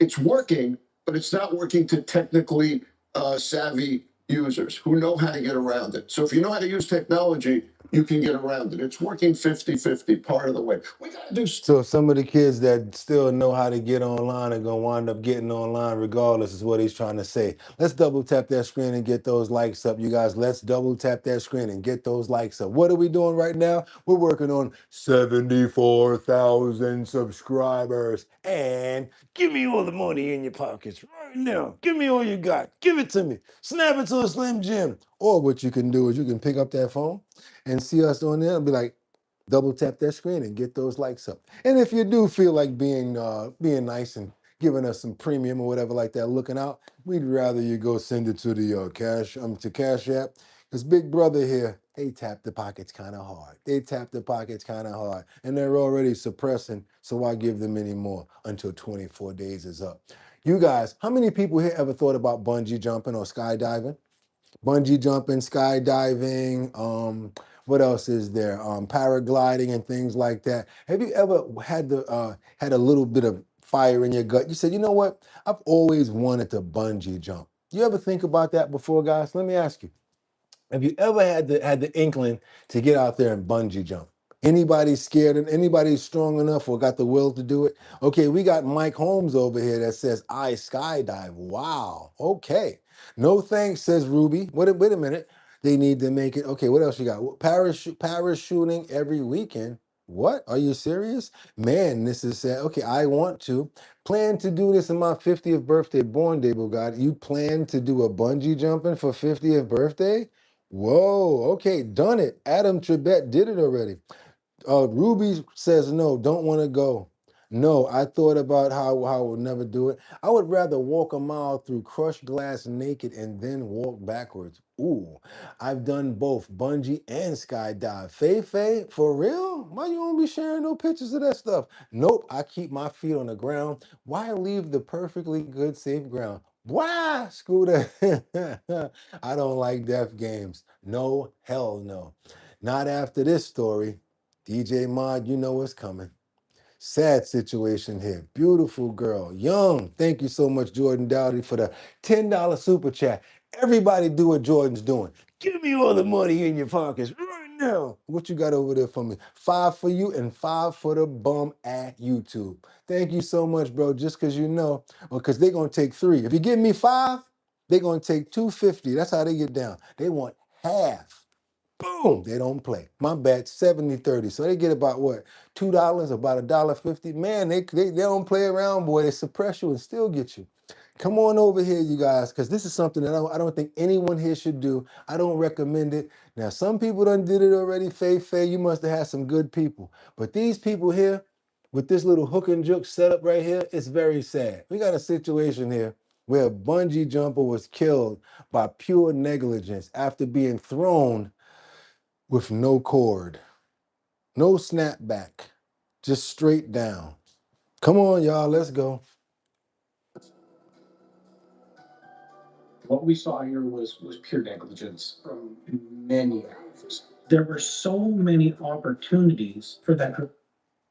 This is the person that lost her life. Beautiful young lady, beautiful young lady. And it's just like, just don't make sense at all. Like they look like they just threw off of it. Let me say, that video is just unbelievable. Videos show the terrifying moment a young student going rope swinging was thrown off a 130-foot bridge. What is on her legs? What does she got on her feet? Where's the cord? Where's the bungee? Without a rope attached. 3 bungee jumping instructors have now been charged in the death of the 21-year-old in Brazil, who plummeted to her death as the safety rope could be seen lying unused on the platform. The incident has Thank you, Scooter. viral, along with resurfaced videos of the same instructors performing risky-looking stunts with a child, sparking outrage. With fears rising about the dangers of participating in the extreme activity, we spoke with a bungee jump expert to break down everything that went wrong. Look at the rope right there on the ground. My name is Chris Batten. I am the owner and operator of Bungee Expeditions. What we saw here was pure negligence from many avenues. There should have been one person in charge that handled everything, and then the other 2 were maybe assistants. If you're in an environment where there's multiple people, if there's not one person taking charge and then another person acting as backup, that's a clear red flag. Everything should be really, really concise. There should be no confusion. The operator should tell you, hey, this is how your jump is going to go. This is what to expect. This is what you're going to do when it is all done. And this is how you're going to jump. Here's where you're attached. All of these things should be done to each person. Yeah, because that's actually a checklist. They would have known she ain't had no rope on her, no bungee. Based on the video I saw, it appeared that they may have had a dual rope setup, which is good. I've seen some in the past where it's a single rope. Single rope is extremely dangerous because there is no backup system. So at a minimum, there should be 2 ropes. Oh boy, sad situation right there. Yeah, she was a cutie that lost her life to some crap that was terrible. Want to pray for her and her family, and I don't have no idea what she was feeling on her way down. Could you imagine the fright, the fear, the sheer, just the pain and the horror? Had nothing connected to it. Terrible situation right there, you guys. Want to pray for the family, want to pray for her soul, want to pray for love, want to pray for understanding, want to pray for peace and calmness. Amen. Sad situation right there. Sad. Should have been triple checked with one person counting, like reading off things. Bungee cord, check. She's clear, check. Rope is clear, check. Get the hell down from there, check. Thank you. Don't do it, check. The hell away from the edge of that thing, check. Don't ever do that, check. I'm serious. I'm never doing no crap like that. Call me what you want. Praying for her and everything like that. But you guys are stronger than me if you ever gonna do something like that. My hat's off to you, and I ain't even wearing one. Let's get on over to Los Angeles, where we got this man, Ruben Fergoso, who's been accused of pow-powing his wife and his child, arrested in Mexico. He took the child to Mexico, but he got rid of the wife. Tonight, a missing girl is found safe, and her father, accused of murder, has been arrested. CDSLA assignment editor Mike Rogers at the desk. Mike, this comes 3 weeks after an Amber Alert was issued in Los Angeles. Yeah, Pat, the LAPD has been after Ruben Fregoso for the last 3 weeks, as you mentioned, after he was accused of killing his wife, kidnapping their daughter, and taking her to Mexico.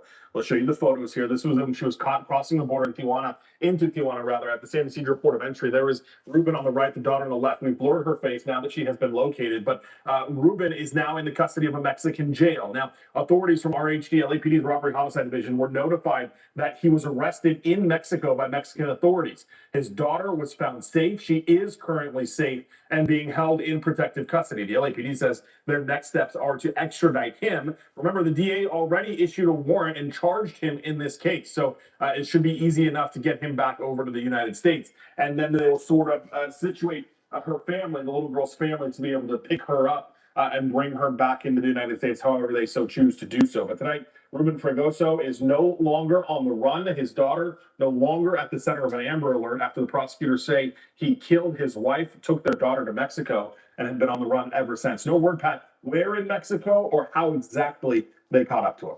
So now the mom is gone. That's one thing. That's a major fact. So the daughter's never going to have the mother to take care of her. He wasn't thinking about that. Now he's going to be arrested, probably get life. Then now the daughter going to go where? Terrible situation right there. That go to show you he was not thinking. It must have been like a fit of rage or something like that. But that was not smart at all. Want to pray for the woman who lost her life in this tragedy. Hopefully we get down to the bottom of this and see what the rest of the story has to say, if there is any more. Want to pray for the daughter as well, because she's going to have a hell of a lot to deal with when it comes down to the loss of her mom. And now her dad is not even there to take care of her. Want to pray for her security and her mental capacity at this point. Amen. Yeah, you didn't think about the child, did you? That's just going out there doing whatever, mad or whatever. Like, that's right, you just leave. Go ahead and leave her alone, even if you're just thinking for the child. You know what, I'm not going to do nothing to you because you got to take care. You know what I'm saying? Something like that. There's no reason for things like that. Or if she broke up with you, you caught her cheating. You guys got a child in common. A lot of that stuff gets, no pun intended, trumped by the situation. Real talk, you guys. Was dad going to sell the daughter? I don't know. I don't know what type of person he is, because you got other people out there that are like that. I have no idea. Good question though, because we over here, like I always say, I got a good mommy story. Everybody don't got a good mommy or daddy story. So that could have been the situation as well. Nowadays, what's going on out here.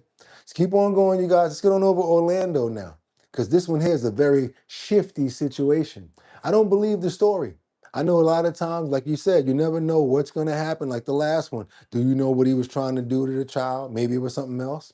Got a situation in Orlando right here. We got the mother who pow-powed an intruder after he allegedly threatened her and her children.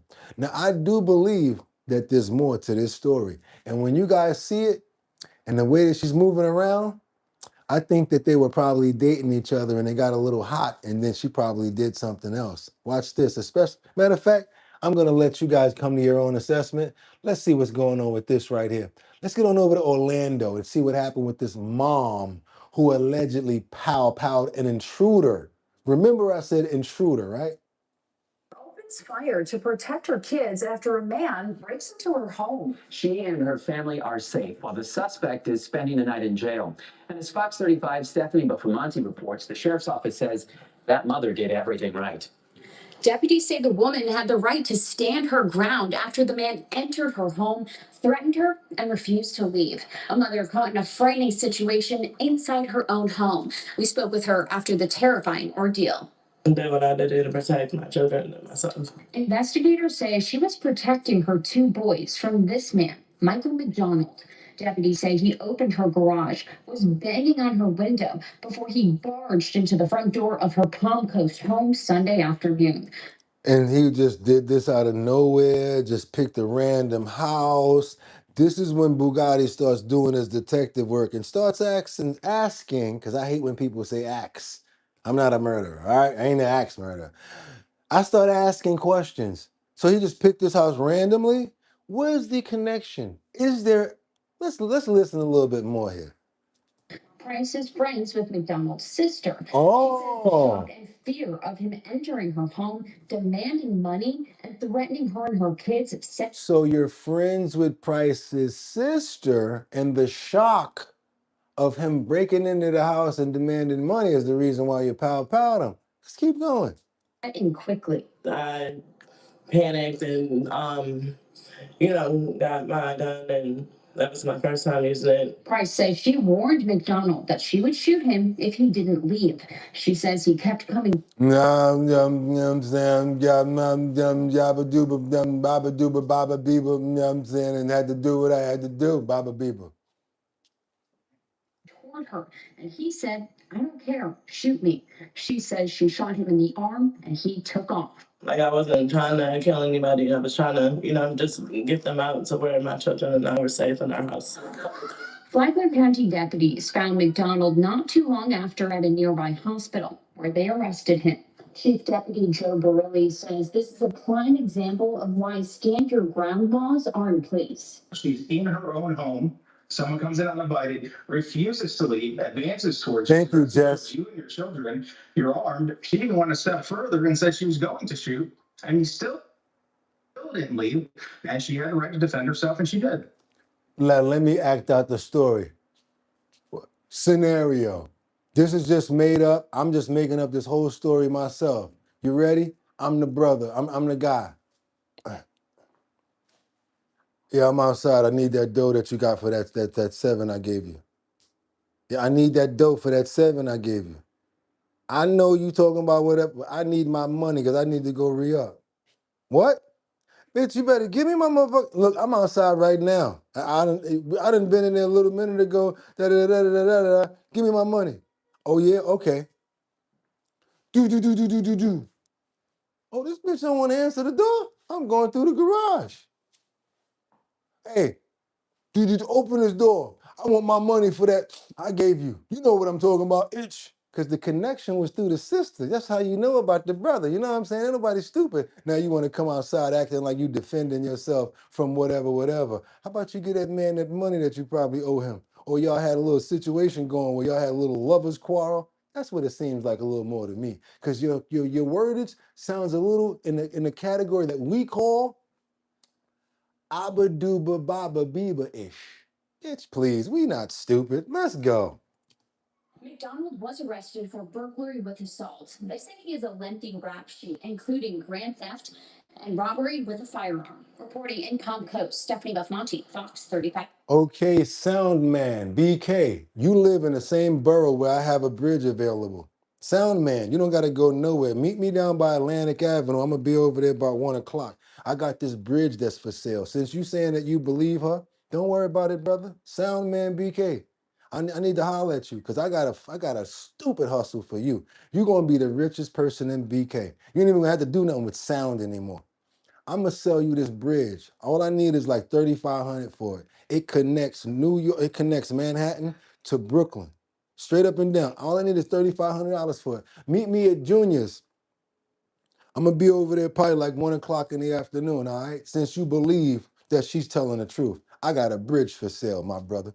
Let's keep on moving forward now because we got to get on over here because we got some inmates that's been accused. Y'all think I'm playing this morning. I told y'all we had the heat today. And yo, sound man, I'm not playing. I'm going to be over there at 1 o'clock. I got the deed and everything. Just wait for me to print it out. I got to get the schematics and all that together. $3,500, it's yours. And the way that you're going to get paid is you're going to put a toll on both sides. And you're going to make your money back in like 17 minutes. Just charge people like 35 cents. $3,500, you're going to get that back immediately. Meet me at Junior's 1 o'clock, sound man. I got you. We're going to get this dough. Well, you're going to get this dough. Check this out. Let's keep on going because we got some inmates that was accused of escaping court transport, escaping custody last year, and again, try to get away again. Sound man, don't have me out there waiting for you because I'm going to be out there. Let's get on over here and see this person right here. This fool here escaped last year, and he escaped again this year. Like, how do I find these stories? What the hell going on with this algorithm over here? I don't know. But I'm going to tell you one thing. I'm blessed to have this craziness going on. And I'm so glad that you guys are here to watch the show with me. So let's double tap that screen and get those likes up to get more people over here. Because are you not entertained? We got 73,000 and we're on our way to 74,000. Inmates accused of escaping court transport. Let's go. Come on. Sound man, don't have me over there waiting. Inmate who escaped and was quickly captured in Tangipahoa Parish today. He's actually the same inmate who escaped last year in a similar fashion. 19-year-old Donnie Stevenson was in jail for rape. Now, today, when he was near the Tangi courthouse in a need, officers say that he escaped transport with just his orange jumpsuit on, no shoes, still shackled. He was.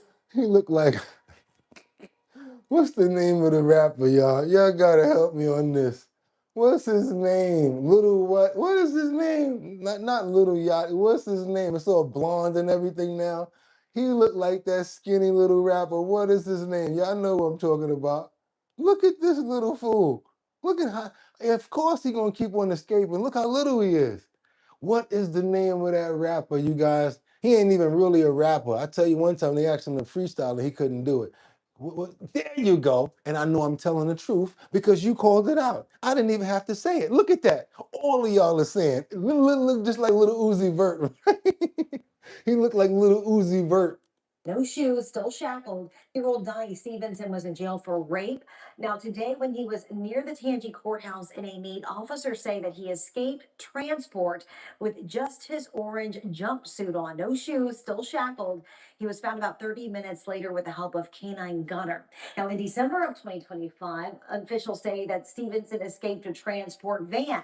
Investigators believe that he was hiding inside until everyone else left and was able to get out of his jail uniform. Homeboy not playing. He trying to get up out of there. It's the second try to escape. You know you get 7 years for that, right? In New York. If you try to escape from New York and they catch you from prison, automatic 7 years added to your case. There was a dude that escaped from court. He was probably gonna get 30 days. He got 7 years and 30 days to do now. He was found about 45 minutes later. He has since been held in Angola since that last escape, and he is set to return there after being booked on new charges. Well, All right, y'all, we're gonna just do a little freestyle real quick because I just found out about this.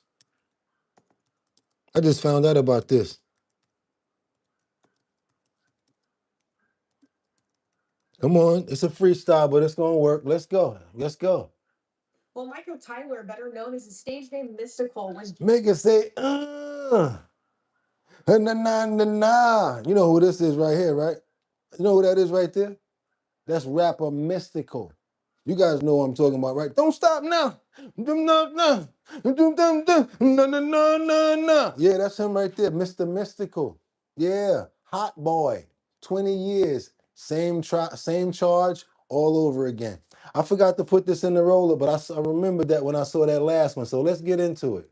Well, Michael Tyler, better known as his stage name Mystical, was just sentenced to 20 years in prison. Shake it fast. For a third-degree rape charge. Mystical pled guilty to the charge back in May after he was accused of choking and raping a woman at his home in Prairieville.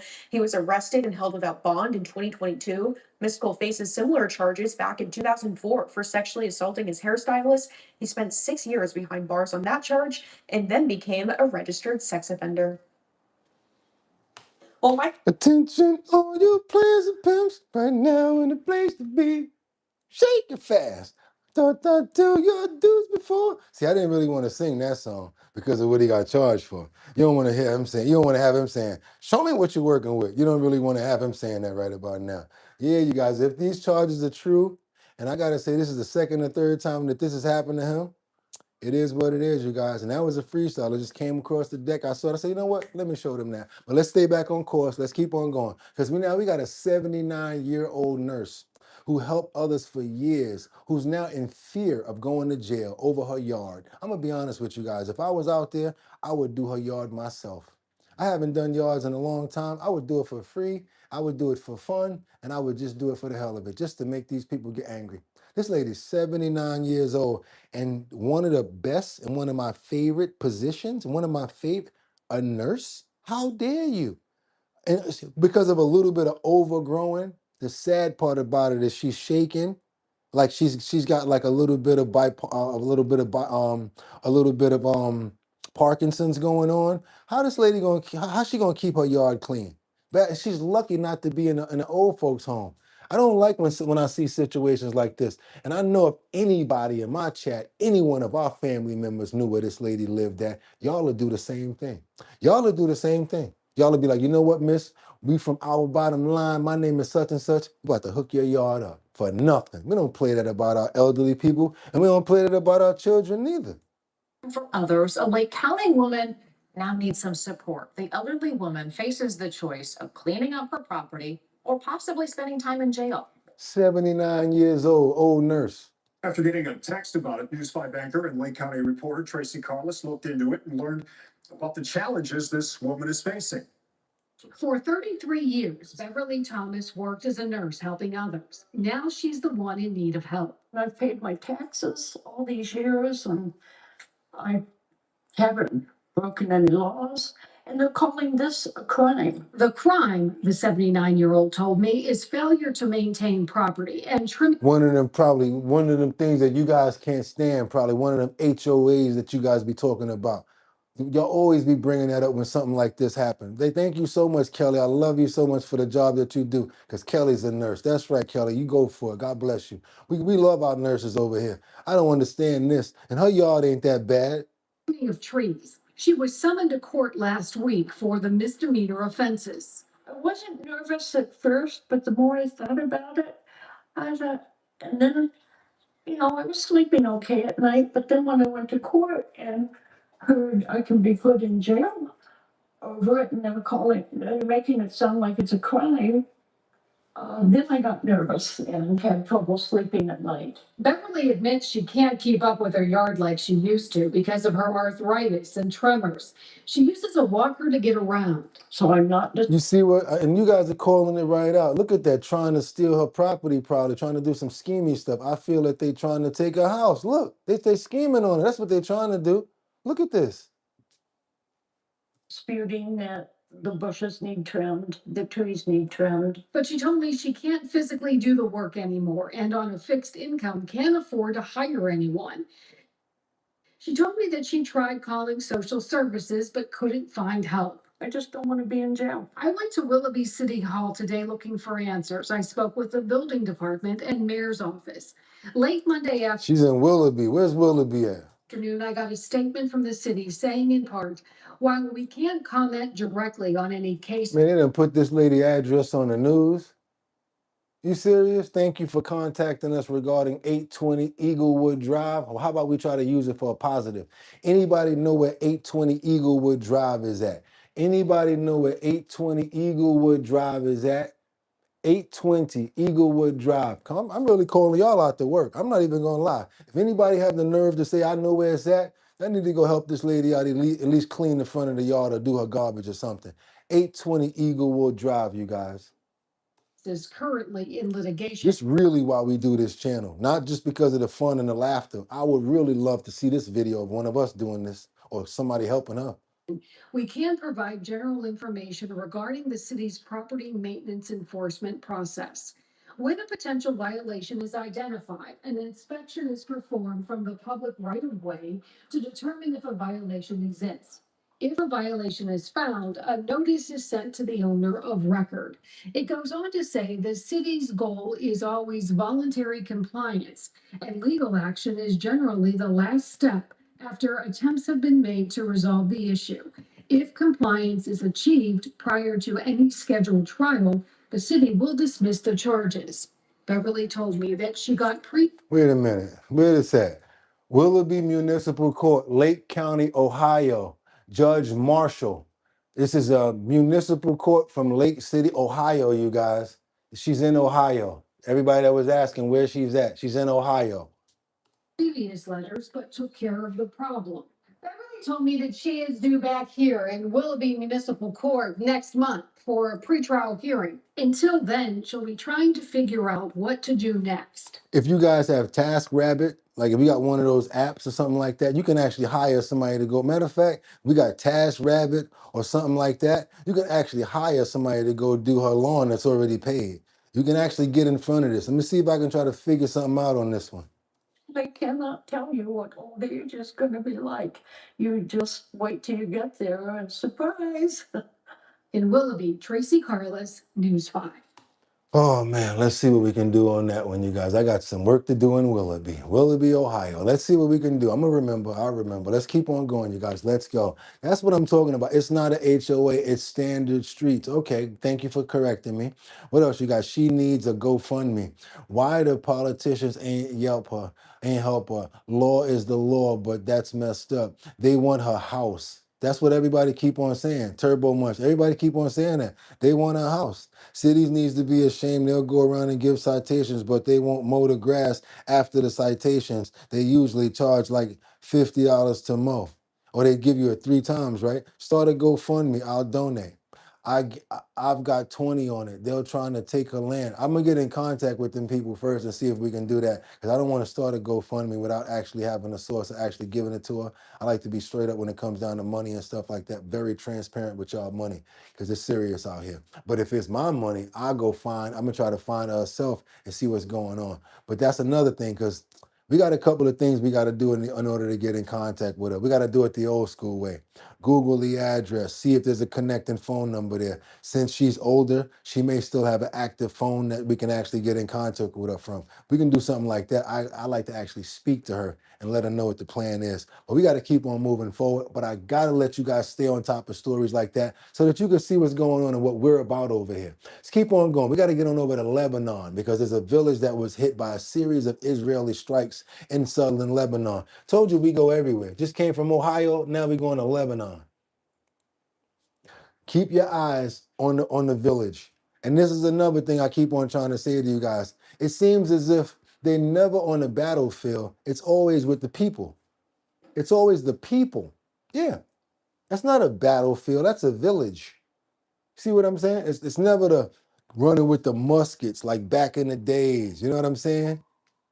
You know what I'm saying? Let the men on the land do it. Nah, we got to interrupt people's apartments, neighborhoods, cities with all these drones and stuff like that. Drone fires in people's apartments and stuff. And these people ain't got nothing to do with nothing going on. Nothing to do with the beef in Lebanon. But they just want to make an example of them. They need to take it back to the old days when they get on the war field where they used to take the muskets out. Yeah, not even necessarily using muskets, but let's not have all the other people involved. I bet you won't have so much WAR. Gotta pray for those people that lost their lives in that village right there, because you know that wasn't a casualty list with that BOMB coming out the sky like that. It was human lives, so that's right. They deserve to be prayed for. And yes, we go to Lebanon, no matter where it is, to bring you the story. We're praying for the people there, and hopefully all of this nonsense will be over soon. But between everybody, we ain't taking no sides on this. It's always the human casualties that have to have the casualties about the situations. Amen. Let's keep on going, you guys. Now let's get on over to Louisiana. We got a teen who's arrested and facing charges for 2 weekend carjackings. That's right. 2 people got carjacked this Louisiana, and the same teen is doing it. This reminds me of Grand Theft Auto. All of this carjacking going on. That's what we used to do in playing Grand Theft Auto. In connection to a 2 armed carjacking over the weekend. One of them involved a food delivery driver. Police say Julio Daniel was arrested yesterday, the same day he was accused of stealing a Nissan from someone on St. Claude Avenue. Police say they spotted him while he was driving the stolen car, and as officers tried to stop him, they say he hit one of the police cars. Detectives also believe Daniel is responsible for an armed carjacking the day before, stealing a Kia from a delivery driver on Piety Street. He will face a long list of charges in connection to Yeah. The kids and the teens are acting up out here, you guys. He looked like he was a young teen, acting up out there all over. It's not stopping, you guys. I told you the sad part about it is I hate being right about the wrong shh. That's one of my other sayings. I hate being right about the wrong shh. Because I said when they get hot, summertime, they're going to start wanting to come out, act up. Plus, school is out now. More excuse to act up and stay up late. Y'all better be careful, because you don't want your good ones mixing up with people like that. Like this fool right here. Let's get on over to this Orlando situation where this home that was actually burdened by a tax lien mysteriously gets set on fire. And now these old people don't got nowhere to stay. Come on, Orlando. Sad situation here. Elderly people are now displaced because of this. Local family of seniors will have to find a new place to stay after they came home and found this after their shopping trip. Orange County crews said that their house was engulfed in flames Sunday afternoon, right here off of Avon Wood Court. I'm News 6's Terrell Baker. The moment Mary Godfrey saw thick black smoke and flames shooting into the sky above Avonwood Court near Maitland, she feared the worst. And now, this is why it's good to have your house clean or have it free flowing of not having obstructions and stuff like that. Because this house wasn't like that. This was like a hoarder's mansion, a hoarder's bill. So it was really hard for the firemen to help out to get to the core of the fire. So yes, the house is now going to be inhabitable. All of those elderly people that were living there not going to have nowhere to stay.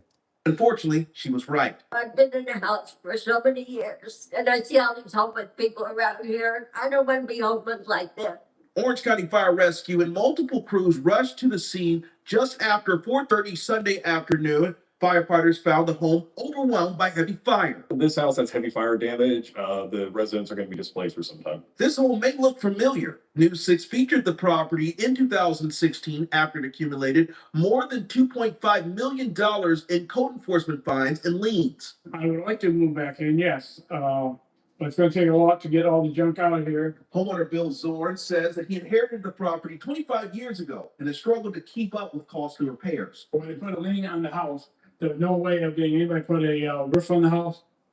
And there's no way getting my equity on the house. So the crazy thing right here, Crystal, you're right. You're not lying. Home ownership is absolutely under attack. It makes you want to, it makes you think. You're saying what grandma didn't collect all that junk. No, she didn't. That was help. Somebody else actually helped her. Seeing old people upset is rough. Yeah. That's why I couldn't believe the old 79-year-old lady that was earlier from that and had the nerve to be a nurse. And she had Parkinson's.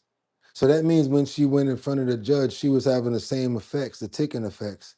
Can't believe that judge would have not had a heart and try to find a way through some sort of community organization to help her out, to do something as small as to clear her area, because that's something that needs to be done. But you know what? That's not the judge's job. They used to assigning somebody to probation, letting somebody out of jail and finding ways to get money for their city, state. Yeah, that's all they're really about. How can we find this person to get some more money out of them? That's what they're looking for. And if not, if they don't pay it, let's take their home. That's what you guys said. Y'all said that they out for homes now, right? So it used to be where we wanted the house and the picket fence. And that was like the American dream. They're trying to take our American dream away from us, you guys. Everybody in the comments keep on saying the same thing. It seems like everybody, like when it comes down to home ownership, we're under attack. Yeah. Let's keep on going, you guys. Let's go. We got a situation over here in Kings Park. We got a former a former Main Street pub that collapsed during a demolition in Kings Park. Now the whole block is coming down. Let's get on over to Kings Park. One store started going down. They moved one support beam. Now everything is about to topple. Be honest with you, I think they just need to knock all of this down. Because at this point, it's not safe for anybody to go inside of any one of these establishments or any one of these structures. Behind me here is what remains of the Main Street pub. As you can see, the building is caving in and the storefront is collapsing from the inside. Now, this is the same pub that suffered a fire last year during or before the St. Patrick's Day parade. Take a look at this angle from the other side of the street. Next to the pub is the Euro Barber Shop, which is in a similar shape. In the time we've been here, the storefronts for both buildings have buckled and glass has shattered in different windows. The Smithtown Building Department says both buildings were vacant. I don't think you don't own your home. You're right. You said you don't own your home. To be honest with you, it seems like no one owns anything if you really look at it. You just have it for a time until the next person has it. If it's a car, if it lasts a certain amount of time, if it's a home, you know it's going to outlast you. It's going to outlive you. So you got to look at it like that too. You're just paying this to maintain it, to maintain it, to maintain it. And maybe when you sell it, you know, the home's still going to be there. You do whatever you're going to do with the money. But yeah, you never really own anything realistically because you can't take it with you. Police have Main Street blocked off from Thompson Street to Church Street. The Kings Park Fire Department said a demolition crew was inside the pub earlier today when someone took out a support beam, causing both buildings to collapse. Oh, you don't want to go in there. That thing is coming down. To be honest with you, they need clearance to go ahead and knock the rest of it down because it's an unsafe structure, honestly, the way it's sitting there. Fire department says everyone got out and no one inside or outside was hurt. They say there are no safety concerns for the surrounding businesses and homes. it could have really hurt someone really badly. It could have damaged cars. I mean, people are walking, there's a bagel shop on the same side of the street. So there are people back and forth all the time. There are a lot of kids on their bikes. It's really, it's really a blessing nothing happened. She said one beam did all that. Yes, you moved the. That's why foundation is so strong. That's why you guys got to understand the word foundation. It's just like those Legos, and it's just like that Jenga game. When you take one of those support beams out, everything topples, especially when it has to do with the foundation. Let's keep on moving, you guys. Double tap that screen, get those likes up. It's Our Bottom Line, #1 show on YouTube. If you guys appreciate the content, double tap that screen, get those likes up. Go ahead. All you gotta do is pick up your phone and you go like this. Boop, boop. Oh, double tap. It's gonna get many more people over here. And if you're feeling really good about something, you can go ahead and do this. Bang! Yeah, we accept those. Yeah, we accept those because we don't want them to get jacked. We tired of them. They're gonna be mad at me. Hey, you want to shut me down, right? You want to do this to me? This is what you do to me? I'll have you in Pelican Bay. Let me stop. Let's get on over to North Carolina, you guys. Let's go. We got shoppers that say stretching $1 is getting harder and harder. And this is something that we keep on bringing up. I don't know if we need to make a group about this, where we need to start pinpointing certain supermarkets and writing letters directly to them or getting in contact with them on their social networks. Like, what's going on with this price? Because as long as we're not saying anything vocally to these companies, they're not going to do anything about it. I'm going to be honest with you. If we don't say anything to the food companies, to the suppliers about what's going on, they're not going to change. If we keep on, oh, the food prices are just high, overall talking in general statements, nothing is going to change. Y'all keep on waiting for gas prices and thinking that the food price is going to go down. Don't be surprised if the gas price go down and the food price stay exactly where it is or get even higher. Because, oh, now it's a farming issue. Now it's this. We need to step up and tell these people, y'all need to do something about this food or start boycotting them and stop purchasing their food. You want to have it expensive. How about we stop buying it all together? I bet you they changed their damn tune. Let's get on over here to North Carolina where people are saying that it's hard to stretch $1 now. And all of us, it don't have to just be in North Carolina. It's happening everywhere. Usually about $50 every 3 days because I got cats and animals and everything. New numbers released by the U.S. Bureau of Labor show grocery prices nationwide climbed 0.7% in April, the sharpest one-month increase in nearly 4 years. That's why shoppers like Priscilla Cloud tell me she's had to come up with a strategy. I love when people say stuff like that because it's a smart thing. They don't care. Ha ha. What are you gonna do? Grow your own food, then get fined for not having an agricultural permit? You ain't saying nothing that Kendra and everybody else talked about when they started messing around with that farmland. Good observation. You're in the right place. Let's go. And I go there in the morning when they mark the meats down, and that's how I get them. Like, like a $9 pack of chicken was $5.25 today. Rising fuel costs linked to conflicts in the Middle East are contributing to higher food transportation across the country. But they told us that the 1% of the gas and everything that goes through the Strait of Hormuz wouldn't affect us. What's going on? Hearts and Hands Food Pantry President Kenya Joseph tells me it's something they're feeling. It's increasing our cost to be able to provide our delivery service because we deliver and have a truck. So, our truck was getting filled every 2 weeks at a certain amount to fill the gas tank. It's almost double now. Consumers are seeing some of the biggest price hikes in fresh produce, with vegetable prices up more than 44% than they were 3 months ago. They're blaming it on diesel. I don't think that all of this is because of the gas. I think they're price hiking on purpose and they're doing it because they can. They can keep on ripping us off. I guarantee you the owners of these food companies and these stores and these restaurants, they are balling right now. Bread is up 8%, milk up by 5%. And usually, when we give out meat to families, it has traditionally in the past been a happy surprise for them. Yeah, straight up and down, you're right about that, Winter. None of our farmers, hey, gotcha, boom, out of here. See ya. None of our farmers are getting any of this money that we're spending on these expensive groceries. Remember that. You're right about that. 146 a dozen of eggs at Aldi's. Biden didn't have a war going on. But I'm going to be honest with you, Jack Welch, I started feeling the punch in the food when Biden was in the office. It started getting bad when Biden was in office. That's what I remember. I'm gonna be honest with you. It started going hell in a handbasket as soon as he got into office. I don't care what you say. And no, I'm not a Democrat. And no, I'm not a Republican or an independent or a conservative. But I'll be damned if that food ain't start going up when Blitzen brain got in office. There's nobody paying attention and nobody cares. They're already rich, all of them. You think they care what's on your plate? And like, oh, I need all these things. I asked for these things and you gave me these things. Oh, and you're giving me this pack of chicken or you're giving me this piece. It's amazing. But we're now getting families who are coming in asking for that and being like, we can't afford, like, there's Oh, no way we okay. can afford it. Meanwhile, wages are not keeping pace with inflation, leaving many families cutting back on non-essential spending.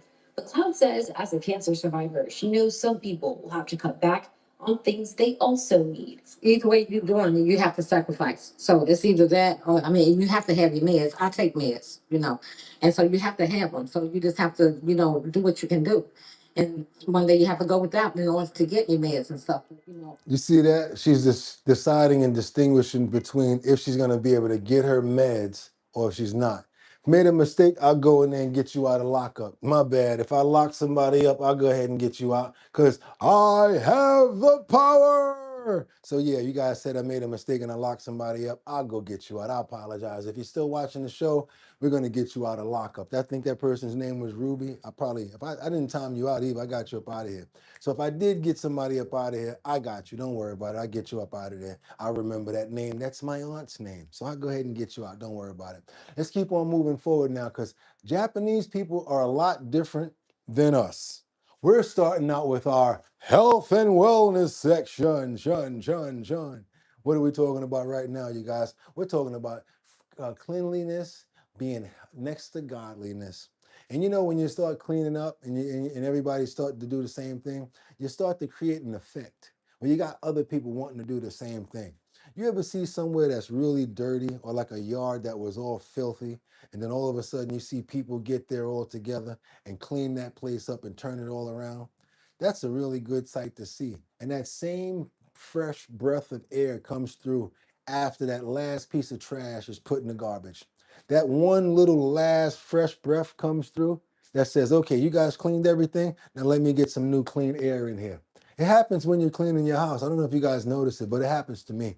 I'm cleaning something. I get to like the last shirt. I fold it up. Next thing you know, that breath, that air just comes through like, ah, because now you got that area cleaned and everything is all taken care of. It's part of being healthy, you guys, and it's part of our wellness. Not just our homes, our surroundings. You see some trash in the street, 9 times out of 10, you leave it there, you don't care about it. But imagine if everybody that was walking would pick up one piece of trash and put it in the garbage. You ever think about that? Instead of doing this, what if everybody was to pick up one piece of trash? Just keep on moving forward and double tap that screen. Get to the point where they say, you know what? There's no garbage out here to clean up. Let's get on over to here to the World Cup where they're leading by example. We have Japanese fans, and yes, you're going to ask me, how is this health and wellness? Because you're around your surroundings being clean and being free of trash. It's good for the environment. It's good for the air, and it's good for your wholesome, calm being. We got Japanese fans. The tradition is to clean up after themselves. They go to the World Cup and they do the same thing that they do everywhere else. Let's go. Let's see what they're doing, and if we should think about doing this after a Yankee game or after a Knick game or after, instead of saying, "Oh, they got people that get paid to do this." How about if the people didn't really have to do so much? All they had to do was mop instead of clean up your mess.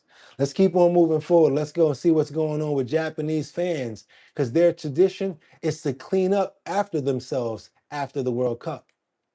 We're back with the good stuff. If you're a tourist whose behavior makes news, it is usually All right, Scooter. You've thrown punches on a plane, you've broken a local treasure, you've bothered the local wildlife, or you've just generally made a fool of yourself very far from home.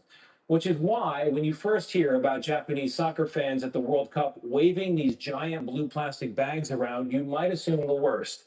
But this is not another case of soccer hooliganism or tourists gone wild, far from it. When the game is over, win or lose, or as seen here yesterday after a tie with the Netherlands, they use those blue bags to clean up the stadium, bottle by bottle, bagging trash until it's gone. It's like respect for everything, respect for the players, supporters, and also for the stadium. It's respect for the players, the supporters, and the stadium. We're kind of honored to be here, so we don't want to make a mess and then leave it. In fact, they've been doing it since the country's first World Cup in 1998, and the Japanese players bring a similar idea to the locker rooms, even leaving thank you notes in the local language. You see what they do? Even the players, when they go play away in the locker room, they keep the locker rooms clean. They don't dirty stuff up. They even fold the towels and stuff like that. They leave tips and letters for the people that's coming to clean. And the reverence, it seems, goes both ways. This is a Japanese fan being tossed up by fans of the Netherlands, celebrating him. Now, of course, Japan, like any country, has its problems, and their team is not expected to leave with a World Cup trophy. But their fans have already earned something that tourists from most countries have not: a little global respect. Yeah, We're back with I like that story right there. I like it. I really like that story right there because it's basically showing respect. That's what you're doing. You're showing respect by doing that. What do you guys think? Y'all ready? Well, boy, she's here. Let's go. All news, real views, our bottom line, news and entertainment, and civil discussions on all current topics. Welcome to the fire, that heat, the news platform around, the hottest one around. All political parties are welcome. And where you at? Our bottom line. You guys, we're in our health and wellness section. Clean up behind yourself. One person, pick up that bottle, throw it in the trash, then your neighborhood is going to be clean. Don't worry about what everybody else is doing. Now you're talking, now that's some health and wellness for you. Yeah. Let's keep on going, you guys. Y'all ready? Because we ain't over. You know that wasn't it. Let's go. How many people want to see what happens if you put some hydrogen peroxide in some water and soak your feet? Has anyone ever done this before? Have you ever done this before? Because I tell you one thing, it's a good thing to do after a long day of work. And when you want a soothing, calm relaxation, you get yourself a nice bucket. You put some warm water in there. Thank you so much for the love. I appreciate that, you guys. You put some warm water in there. You take your 3%.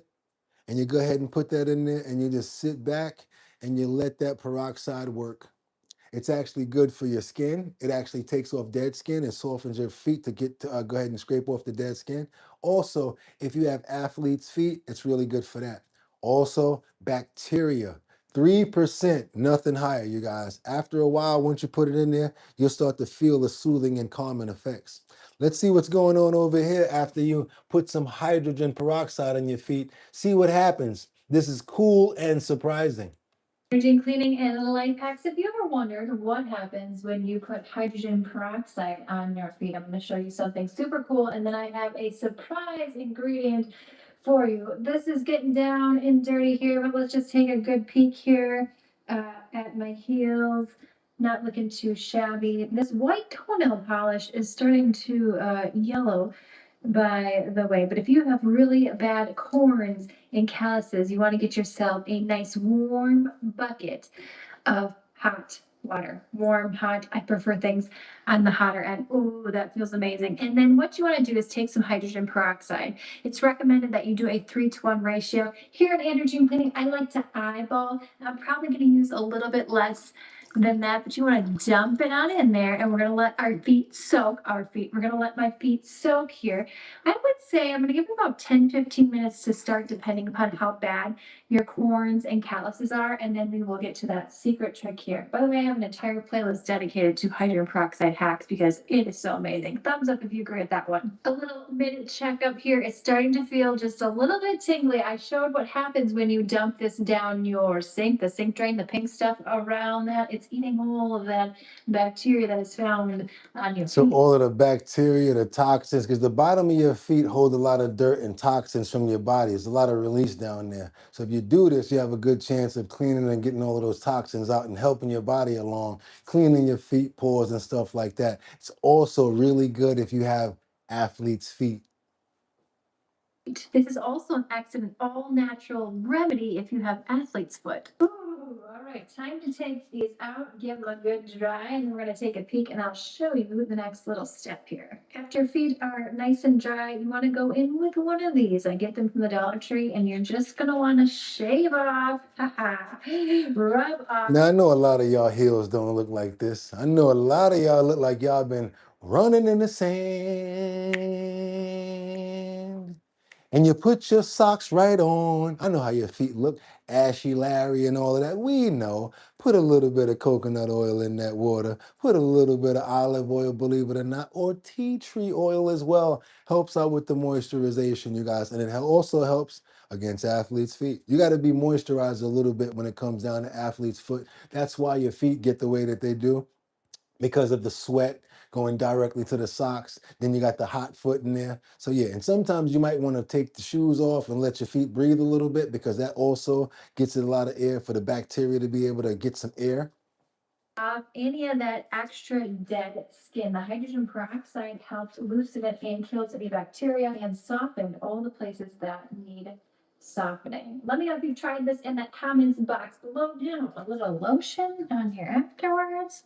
Ooh, that does feel nice. Give this video a thumbs up. Click the video on screen now to see some more amazing cleaning and And that's it. When it comes down to that, I just wanted to show you guys a couple of hacks and a couple of cheats, because we got to keep on moving forward today. Which exercise actually wins for your brain health? Did you guys know that when you be working out and you get that little tingle in your brain, and it's like making you feel like you're a little smarter, a little better, a little more happier? Did you know that actually the exercise helps your brain? Yes. Health and wellness for the brain, you guys. Health and wellness. There's foods that support the health of the brain, and there are also exercises that add dopamine, many different things that actually are produced by your body. Did you know that when you work out, your body releases dopamine in a different sort of manner? Come on, you guys, let's go. It's not over. Those were just a little bit of teasers. You might think that lifting weights is for building muscles, while cardio is for brain health. In this common misconception leads many people to focus solely on cardio when exercising for mental well-being. But the reality is more complex, you guys, and more interesting today. We'll see how different types of exercise affects the brain and mental health in the unique ways. How exercise changes your brain. Yes, the neurons and the new things that's growing, they can always make new, but you got to work out. The same way I told you guys how you got to plant the seed and then you put the water on it and then you pray for something to grow. It's the same thing that when you're working out in your body can actually, your brain can actually create new pathways and new segments to each other. That's why people keep saying you never finish learning. You can always learn something. It's if you keep using your brain, unless you get Alzheimer's or something like that, then I'll get it. But let's get on over to the realities of what we're talking about here, how exercise changes your brain. We don't just talk about food over here. We don't just talk about little stuff. We talk about the mental wellness as well. Let's get into it, you guys. Let's go. Right here we have Which Exercises Actually Wins for the Brain Health by Dr. Tracy Marks. Again, which exercise actually wins for brain health? We're going to get right into it, you guys. Let's go. Might think that lifting weights is just for building muscle, while cardio is what you need for brain health. And this common misconception leads many people to focus solely on cardio when exercising for mental well-being. But the reality is more complex and more interesting.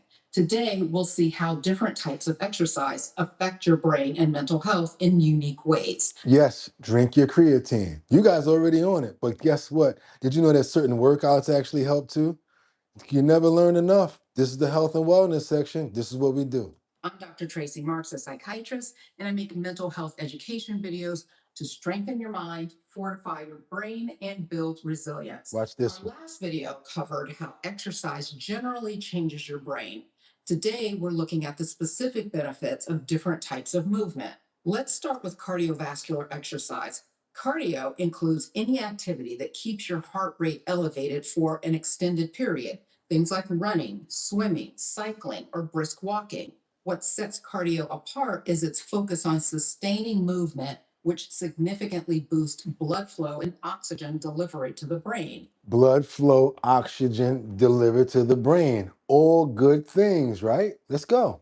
Within the first 30 minutes of moderate cardio, your brain experiences a surge in neurotransmitters, particularly dopamine, serotonin, and norepinephrine. There we go. This explains the immediate mood boost that many people will feel during and after cardio exercise. You feel a good mood. You had an attitude. You can't feel it no more because I done burnt that out. I'm just so busy sweating and moving around. And then you get that little feel like you got some internal electrolytes that just happen. You know how you feel after you've been working out for that first 30 minutes or that first 20 minutes? But the benefits go far beyond just feeling good. Studies using functional MRI scans show that regular cardio exercisers have stronger connections between their prefrontal cortex and amygdala. Think of this like upgrading the communication line between your brain's emotional control center and its alarm system. Yes. So yes, that's why you see like people that work out, believe it or not, they're more calmer. They got a little bit of more zest for stuff because they kind of burn that aggravation out a little bit on a whole different on a different level, and it actually helps support your brain functions. Certain exercises that we do. Let's keep on going, you guys. Let's go. Better communications means better emotional regulation and stress resilience. Cardio also has some unique long-term effects on Anxiety and depression. Studies consistently show that regular cardio exercise significantly reduces the risk of developing mental health conditions. A comprehensive meta-analysis that I'll have linked in this description found that people with high levels of physical activity had 17% lower odds of developing depression compared to those with low activity levels. We talked about this before. We wasn't talking about this yesterday with Japan. We're not talking about the lower depression part. We're talking about getting out, going to the gym, working out, being active. That right there actually helps you out besides interacting with people as well. Interacting with people is just the cherry on top, the social communications and things of that nature. But notice how a lot of things that we talk about in certain other videos have to do with these other parts and have to do with these same elements. Let's keep it going, you guys. I like to call out stuff like that. And it's not just depression. Regular exercise shows similar protective effects against anxiety disorders, with some studies suggesting the benefits may be even greater for anxiety than for depression. The optimal dose, if you will, for mental health benefits is 150 to 300 minutes of moderate intensity aerobic activity per week, or 75 to 150 minutes of vigorous activity. Benefits start to plateau after this point of 300 minutes, and more than 300 minutes of vigorous exercise can actually increase stress and anxiety. So that's cardio exercise.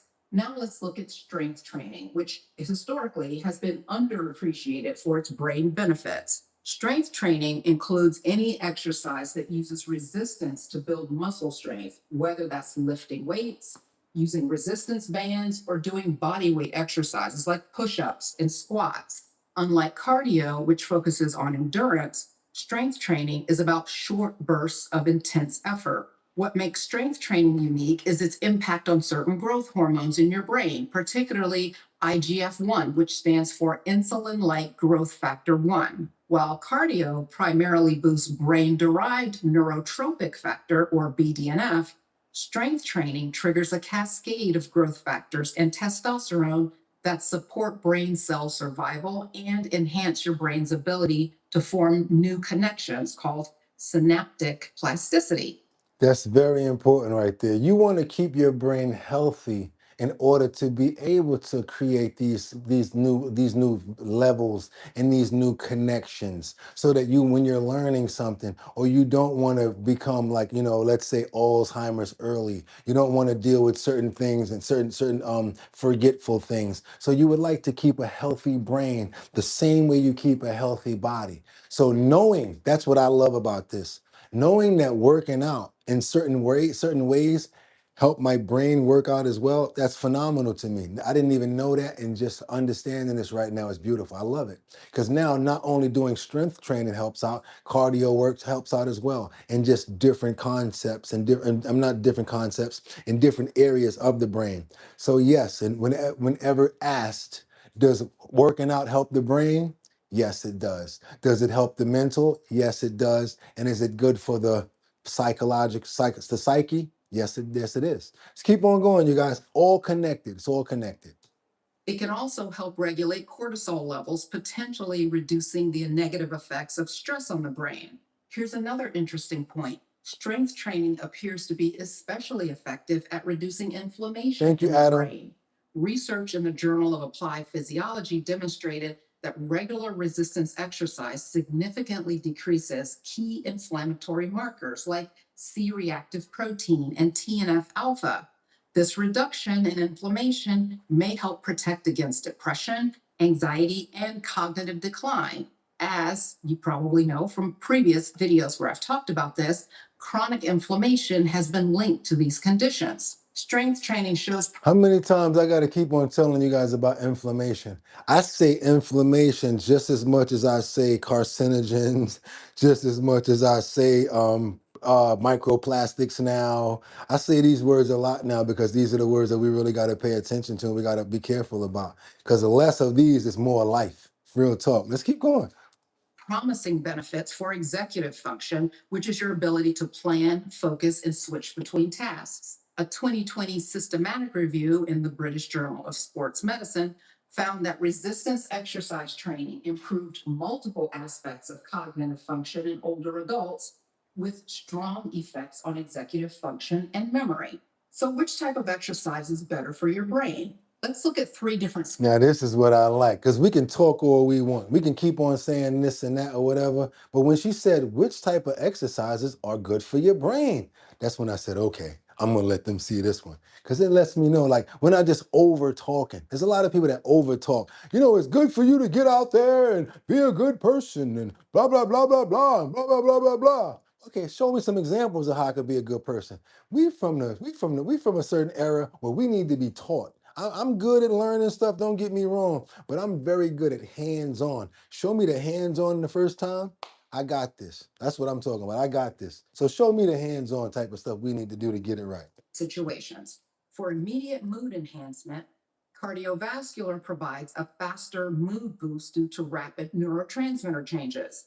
Effects typically last 2 to 3 hours after exercise, and intensity matters. Moderate to vigorous activity shows the strongest effects. You see that? I like this because now it's cardio. Do some cardio. Cardio is going to provide you a faster mood boost due to rapid neurotransmitter changes, right? And then the effects of this cardio after you've done it should typically last you about 2 to 3 hours after the exercising. That's why you feel a certain way after you exercise. You don't just be walking around like this because you're showing off, because you want to tell everybody that you've been at the gym. You know how you be looking when you leave the gym. You know how y'all look. I do it. I ain't even gonna lie, because my body sits up like that. After I do all of those push-ups, I walk around like this a little bit. But what's wrong with walking around like that a little bit? You've earned it. Your body's showing you, and your muscles built up like that. And then after a while, you get a calm sense of settling, and that's where you wind up at. But if you stay on that, you keep that going, now your body is constantly flowing and you got everything moving. I like to move it, move it. That's what we talked about. Every time I talk to an older person, they say, Boogotti, the secret to staying alive is moving. Everybody I ever talked to from 50 to 60 to 70 years old, they always tell me to keep moving. That's all they can tell me. They can't tell me nothing else. No matter what race, what type of person, woman or man, keep moving, Boogotti. Let's go. For long-term emotional resilience, both types are beneficial but work differently. Cardio excels at anxiety reduction and stress management.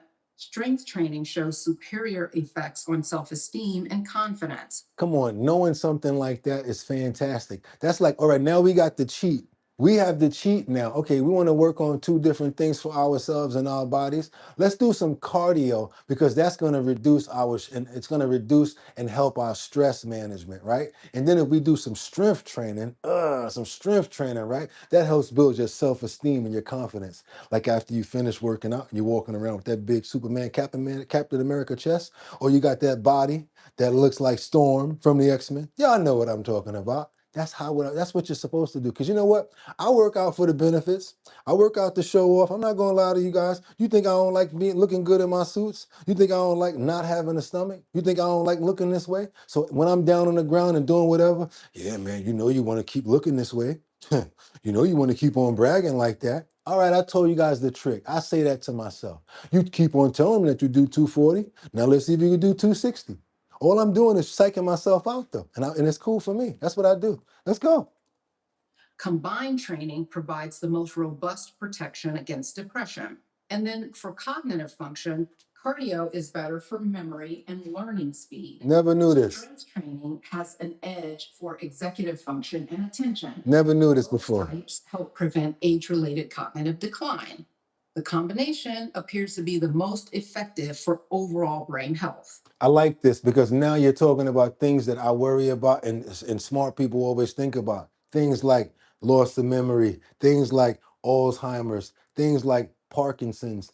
These are the things to fight against it. By working out, this is what gives you that strength against it. Think about this. Cardio is better for memory and learning speed. That's like if you're not paying attention to it, you're going to deal with that memory loss and everything on the other side of it. That's negative effects. Now we got the strength training that has the edge for executive function and attention. Strength training, executive for training and functioning. All right, what else we got? Both types help prevent age-related cognitive decline. After a while, you get age-related cognitive decline, memory loss, Alzheimer's, Parkinson's. All I'm saying is hopefully if we do some of these exercises when it comes down to cardio and strength training, we can reverse some of this stuff because now we know the causes. Pay attention to what's going on. The combination appears to be most effective for overall brain health because when you do both strength training and you do the when you do the cardio and the strength training, now you're working on different parts of your brain that handle different things.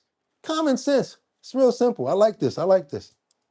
Although both forms of exercise offer unique benefits, combining cardio and strength training may provide the most comprehensive brain health benefits. Okay. So here's how you can combine both types of exercise for optimal brain health. Of course, you should always consult your healthcare provider. You know we say that. Don't be listening to us without going to the doctor. This is the video that I got. What do you think? I like to show the doctor stuff like that too, because he might be like, you know what, that's a great idea. Or no, don't do that. Here's another one you can do. This way you get it directly from the doctor. That's how I learned about that monk fruit sugar. I'm like, yeah, I'm thinking about using this sugar. He said, don't use that. Look at this monk fruit sugar. And I started using that. Before starting a new exercise regimen, if you have a medical condition that could limit your exercise tolerance. Here's a sample 6-week workout plan if you're just starting out. In week 1 to 2, start with 10 to 15 minutes of walking 3 times a week. I want to say some of you guys' comments while we're in the mix because I like it when you guys are in it. Winter, we need a segment for the soul now. Good idea. Okay, let's get that. Send it to me in the Discord so I will remember. A lot of the stuff that you guys tell me I forget because I keep on talking. But if you guys want to do something like that, I like that. For the soul, yeah, let's go ahead and look into that. This is exactly what I needed this day to motivate motivational training. Yes, we all need soul segment. Said hi. I agree with the exercise, but diet plays I wanted to read that one from Vincenta. I agree with the exercise, but diet plays a part with all ultra processed foods. That's all we talk about over here, Vincenta 3236. And now that you remember, you're going to be able to see that because ultra processed foods are something that we're seriously staying away from. And we understand that we have ultra processed foods, we got processed foods, and we just got what regular food, right? That's how we looked at it that one time when they broke it down. Ultra processed foods are the worst. That's your McDonald's and all of the stuff that's products. That's not food, it's products. Don't even say ultra processed foods, say ultra processed products. Because a lot of it has all sorts of stuff in it like that derive of ethylene, ethanol gas, whether it's something that has to do with food coloring or whatever like that. So anytime we think about ultra processed over here, it's always stuff like that. And we're already on that, so stay with us and we'll keep that going. Let's go, because now we got to go back over to the other part of it, and we're going to get a breakdown of what sort of exercises we can do in order to promote these brain exercises, whether it's cardio or strength training. And you don't have to do all of this. You can do part of it. Just start off, and once you get over a hump, you can get to these numbers. So let's go. I don't think that anybody has a little problem walking, let's say 10 to 15 minutes a day, walking 3 times a week, and then get your sun, get your air out there, and just try to kill 2 birds with 1 stone. Let's go. Add basic body weight exercises like wall push-ups and chair squats. Okay. Focus on proper form and breathing. Then weeks 3 to 4, increase. When you're talking about focusing on proper form, like I always like to do a lot of push-ups, right? But a lot of push-ups aren't good if you're not holding the right type of form. Making sure that you're extending the right way every single time. Making sure that you're breathing the right way. Making sure that you're staying all level. So you're not just trying to do janky push-ups or whatever like that just to get them done. You want to have the proper form in whatever you're doing, because that's when you're getting the proper results, is what she's saying. Let's go.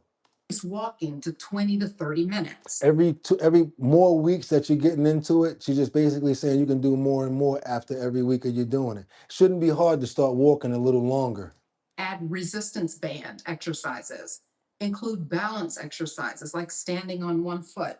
Now, how many times did we see that in other videos where we've got the what's her name from the other day, the one that does the crouching all of the time, and then we got her that says do this, put the foot up for a while with the balancing on 1 foot, because that has a lot to do with brain eye coordination, head hand eye coordination as well, which it relies on the brain. So notice how a lot of these health and wellness sections, certain elements actually do correlate. Let's keep on moving forward. Let's go. Then in weeks 5 to 6, begin interval training if you're comfortable with this. Progress to more challenging strength exercises and add a 4th day of exercise if your energy permits. If you're an experienced exerciser, aim for 3 cardio sessions a week lasting 30 to 45 minutes each, 2 strength training sessions, and mix intensities throughout the week. Now, this is not a lot of time if you guys think about it. Let's see. We got 3 cardio sessions a week. That's 30 to 45 minutes. Let's cheat. Let's go for the 90 minutes, right? That's 30 minutes. You can do that while you're watching Boogotti. You can do that while you're watching the show. We go 2.5 hours here. You can knock all of this out doing the show. Literally, 2 strength training sessions, mix of intensities throughout the week. And this is when you're getting up to a better level. That's what I'm saying. When you got to train to get to a better level, because your breathing starts getting better and you start feeling better and you start being able to do more endurance. I started doing more squats now since my endurance started getting better. Now the result is I don't feel the tingling in my legs anymore. And I used to have the cracking in my knee because of my age. My knee doesn't crack anymore. You know, you go down and be like, I don't have that problem anymore. Ever since when I get off the show now, for an hour and a half, I stayed only on my hands and only doing the squats. And then when I want to move, of course, I stand up and I move around. But I really keep that chair away from me. I keep that chair away from me. The way I take a break now is by standing up. My regular position, which I'm working on, is actually squatting. Real talk. Let's keep on moving forward. And this is me just pushing myself. I got my own goals and my own body challenges. And at least 1 full day of rest. Here are 3 important considerations for maximizing brain benefits. 1, intensity matters, but consistency matters more. So yeah, you can go hard for a day or 2, but let's say if you go every other day, mildly, now that's consistency over a period of time, and now you're training your body how to do something and getting better into it. Moderate intensity is sufficient for brain health, and high intensity can provide additional benefits but isn't necessary. Missing occasional workouts is normal. Aim for 80% consistency. We do not agree with the last one. I don't agree with the last one because we samurais over here, boo. We got what you're saying, but it's all cool. I don't mind if you guys take a day off or take a break or whatever. I just happen to not. I don't take breaks. I don't take days off. How many days off have I taken here? You guys see I'm not playing. So every day I got up, every day you see I got up, I did 480 push-ups. How, Boogotti? Because every time I get up, I do 240. And before I go to bed, I do 240. And I do that every single day. Let's keep on moving forward. High intensity can provide additional benefits, but it's not necessary. It's not. It's over the course of time that she's trying to say. You actually pick up from the last place you started working out. If you're doing 20 push-ups consistently every other day, your body's going to be able to do that 20. If you start pushing it to 30, your body's going to get used to that 30. So what they're trying to say here.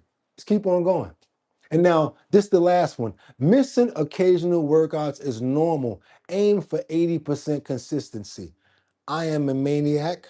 I don't believe in that. And like I said, because I do this every single day, I just don't. I get my breaks on Sunday. You know, sometimes on Sunday, I take it down and get a nice long break. I break down the numbers and stuff like that. And then I sleep really well when I do sleep at night. I have a really nice bed that's comfortable to try to replenish and get as much as possible back.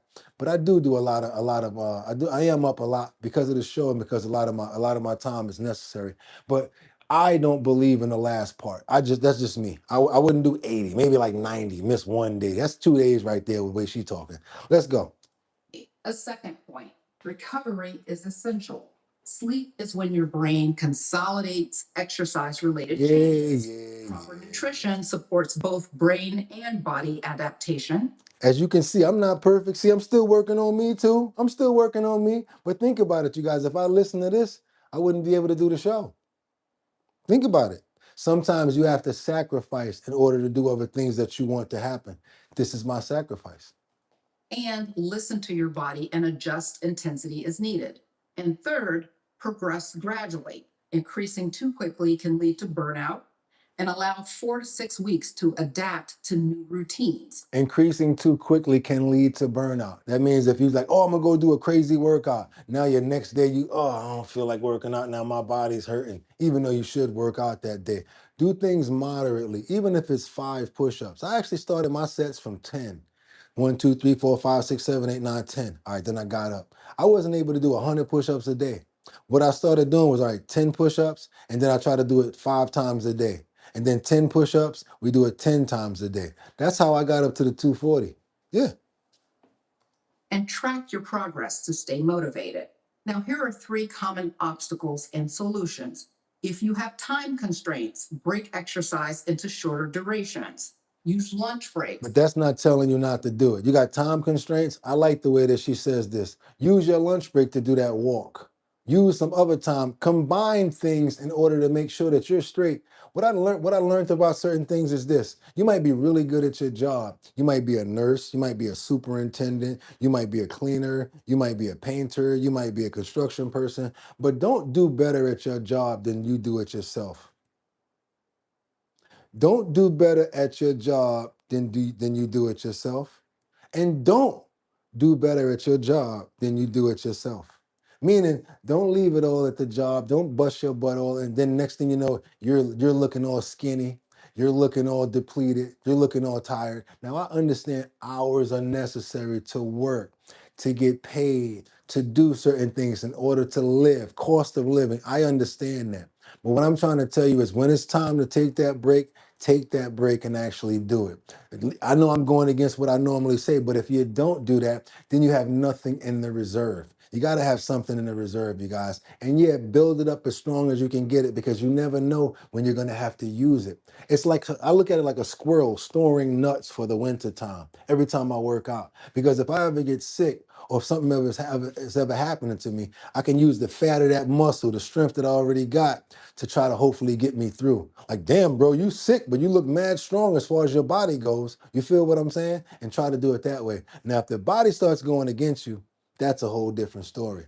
Let's keep on moving forward. And that's why we want to get in front of things, make sure that we're going to the doctor, doing all of our working out and taking care of our bodies and understanding that physical workout does help the mental. There's been many times where I be stressed out. I work out and I'm good. I feel much better. Dopamine, the energy that's been released. For quick walks, combine strength training exercises with your daily activities. If you struggle with motivation, schedule workouts like you would do important meetings. Find an exercise buddy to keep you accountable and track your mood to see improvements. The improvement reinforces the importance of exercise. If you have physical limitations, start with seated exercises. Use water exercises for joint problems and work with a physical therapist if needed. The key message here is that both cardio and strength training offer unique complementary benefits for brain health. While cardio might be better known for mental health benefits, strength training deserves equal attention in your exercise routine. The best exercise program is one that you can stick with consistently. Start where you are, progress gradually, and mix both types of exercise for optimal brain health. In our next video, we'll explore how exercise specifically helps the ADHD brain focus better. The ADHD brain. So working out, it has a lot more to do than just cardio, has a lot more to do than just, getting your muscles. It actually has a lot to do with your brain function, your brain powers, you guys. Thanks for watching today. Remember to subscribe and hit the notification bell so you don't miss the next video in this series. We will do that, but I also want them to know who you are. Which exercise actually wins for brain health? Which exercise actually wins for brain health? Dr. Tracy with an E, Tracey, Marks. You already see that we're already subscribed because you only see the bell there. Normally down behind, under you guys, you're gonna see something black like what's under me. It's gonna say subscribe. You're gonna click on that. Then the bell pops up. When that arrow right there go there, boop, you're gonna select all. That means that every single time that me or her, Dr. Tracy Marks has something to say, you're gonna get an update and you're gonna be known when we're here.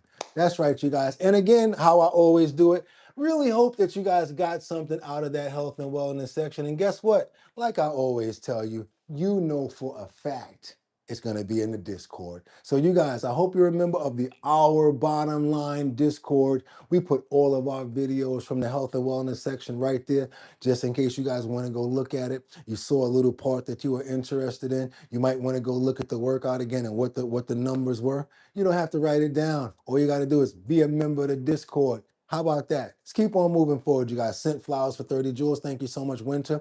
Making a living is the overall stress. It is hard. Stay strong. She's fine. Nice looking woman, right? That's the thing about it. And it's so hard because of the differential. It's like Boogotti, yeah, you saying that, but it's hard to do. I got to go to work 8 hours. My boss is a boom, boom, boom. I'm dead tired by the time I get home. I know that. We know that. Wake up in the morning an hour earlier, half hour earlier. Make some time for yourself. Not only that, plot and scheme to get away from that. If you're off on the weekends, use that time to do that. Start saving a little money on the side. Find a couple of fairs. Go sell some t-shirts or something. Work your way away from that bad situation because that'll make you feel better too. Imagine being free of that boss that's getting on your nerves.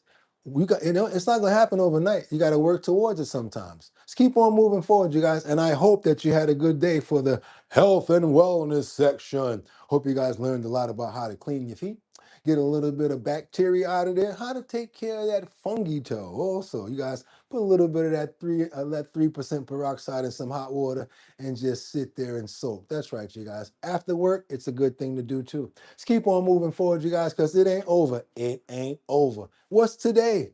Y'all see it? It's the 17th. And guess what? Congratulations. For all acquaintance we forgot. And no, we're not talking about my song, we're not talking about my song, Old Lang Syne. We're talking about a celebration that we all came together to enjoy. Because if it wasn't for us and if it wasn't for one special person, this guy wouldn't be where he is right now. That's right, you guys. It's graduation day. It's graduation day for Nova. That's right, you guys. Lynn and Nova, our fellow YouTube brother and sister and furry friends. It's Nova's graduation today, you guys. That's right. He's graduating from what is that? Rehab, 17th of June, and she's gonna make sure that we see his cap and gown. And we want to talk a little bit about Nova. So listen to a little bit of love coming from none other than Lynn and Nova, because guess what? That lady got a lot of power. She's got a lot of love. And if she was a coach, she probably been had the Knicks with a championship. If Lynn was the coach of the Knicks, y'all would have been had the chip with her inspiration and her energy. Because look at what she did for Nova and how she never gives up on them. So right now, I want to show respect for Lynn and Nova, our friends on YouTube, and congratulations to Nova for making it through rehab. Congratulations, Nova. Today is his graduation. Today I pulled out Nova's graduation suit, and I couldn't help but think about how far he's come. After his IVDD diagnosis, we faced one of the hardest seasons of our lives. There were moments of fear and uncertainty, but Nova never stopped fighting. From the wheelchair to hydrotherapy to physical therapy exercises, he showed up every single day with determination. Step by step, he grew stronger. Every wobble became progress, and every victory, no matter how small, gave us hope. To everyone who supported and prayed for Nova, thank you for being a part of this journey. And Nova, thank you for teaching us what resilience truly looks like. This graduation isn't just about finishing therapy. It's about celebrating every obstacle you've overcome to get here. From wheelchair rides to walking on your own, look at you now. Congratulations, Nova. We are so incredibly proud of you. We are proud of Nova. I'm trying not to cry. I'm trying. Nova graduation for physical therapy will be June the 17th. Hard work, healing every day. Proud of you, Nova. That's right. Nova's physical therapy graduation. IVDD survivor, fighter, inspiration, and one step at a time. That's right, you guys. That's right. That's our boy right there, Nova Lynn. Supernova. Let me see it in the comments, you guys. Y'all know what his real name is. Let me see it in the comments. What's his real name? If y'all know Nova, y'all know what his real name is. Before all of this, he was Supernova. You didn't even realize why he's Supernova. Now you do. Because the love that they portray between that lady and that dog, it emanates throughout the entire United States of America. Remember when she said, I had to realize, and that's what almost made me cry too. She said, I realized Nova's not my dog anymore. He's all of our dog. And if it wasn't for everybody here, Nova would not be where he is. So don't think that she doesn't appreciate you guys. And I do too. Because when you sent in, we sent in. We are a major part of Nova's recovery, and we love animals over here, and we don't just talk it, we live it. That's right, you guys. Nothing but love for Lynn and Nova. And you know what we got to do right now? We got to go ahead and get those promos out. So if you guys trying to promote your business and get out there, get in front of many more people, guess what? We got up to 73,000 subscribers. So if you want to get your promos out and you got it in a 1080 by 1080 size frame, all you got to do is send it over to me. I will put it in the post notification area in YouTube or even in the Discord. So whatever promos you guys got going on, whether it's a fest going on, whether you got a party coming up, or maybe you want to sell something, send it over to us at bridgethisllc@gmail.com, and we'll make sure that we put it up in the post notification area. Everybody who got the 300 yesterday, you guys are a little light in the messages. You're a little light. We only got 5 responses. I owe you guys some more decals and keychains. I'm fair. I told you guys if we were able to reach 300 yesterday or the day before, that I would be giving you guys decals, right? So guess what? Only about 6 people emailed me. That means there's still 6 keychains out there that need a home, and 6 decals that, 6 keychains and 6 keychains and decals that need homes. So you guys, bridgethisllc@gmail.com if you have not already received merch. You already received something? Come on, you guys, let everybody else get a chance. But if you have not, send me your email address and we'll go ahead and get those other 6 pieces out. And again, you guys know what's coming up. The Show Your Talent search. That's the talent search that we're doing in Manhattan, Bronx, Brooklyn, Queens, and Staten Island. Sponsored by Big Drip Hard Punch. And like Miss Swanza always says, if you want to get lit, you got to drink Big Drip. And we got a big announcement coming. I'm just really trying to keep the mouse in my mouth by not telling you guys what we got coming up.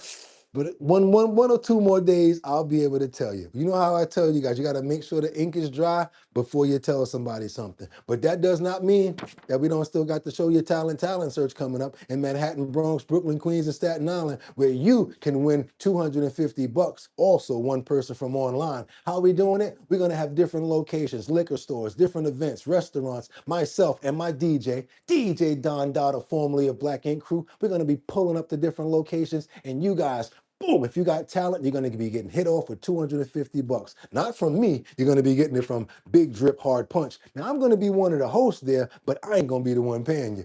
Different places, different locations. We're going to have a great time, you guys. That's right, 5 different locations throughout the tri-state area. We've been building up this thing for a long time. The last time it was just a poster. Then we started doing it. Then we put the drink in the stores. Now it's out there. We got to do some promo. So if you're in the 5 boroughs and you want to be a part of the Show Your talent search, all you got to do is go to the website, www.drinkbigdrip.com. Put your email address in the notification area, and we're going to keep you updated on where the next event is going to be. And like I said, you guys, I know I've been saying this for a while, but you cannot stop an idea once the time has come, and the time has come. So guess what? Show Your talent search, $250, 5 people plus 1 person online. After you finish, everybody competes together. Last person, boom, $1,000. Want to be a part of the talent show? Go to the website, www.drinkbigdrip.com. First page, put your email address, and we're going to keep you updated. And that's it, you guys. Trending topics, current events, and much, much more. We're going to be right back here tomorrow for health and wellness as well. I already got one in the kitty for you. I think you guys are going to like tomorrow's episode for the health and wellness section. If you have an idea for health and wellness, stop holding on to it. Why don't you share it with us? Same email address, we'll get it up on that screen right there. I'll narrate it and everything. Ask Money Tree if I haven't narrated over 3 of his videos already. Ask Teddy if we haven't narrated some of their videos already.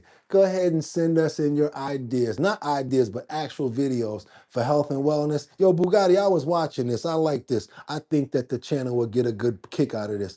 Health and wellness, send it over to us. That's right. bridgethisllc@gmail.com. That's the direct email address right there. I'll see it, check it out. If we like it, boom, it's going up on the screen. And thank you so much for being a part of the health and wellness section and for liking it. And we don't never get up out of here without saying our prayers and thanking the Lord for giving us another day. I want to thank the Lord personally for giving me good health, for taking a little bit of pain that I had in my wrist away, for getting the rest of that little pain that I had in my leg from that inflammation. Thank you for making me understand that I got to pay attention to my health and to my body and pay attention to what I'm eating, putting good things inside of my body, paying attention to the ingredients. I'm praying to God that I can continuously keep on doing this and giving good information to everybody here, because we got to share with each other, because we got enough to go against with you know who, with the gov. So we got to be able to stand strong together. And any secrets or anything that you guys know about, don't be shy to share them. Put it in the Discord. We'll love to share you guys information as well. I want to pray for every single person here. I want to pray for love. Number 1, love.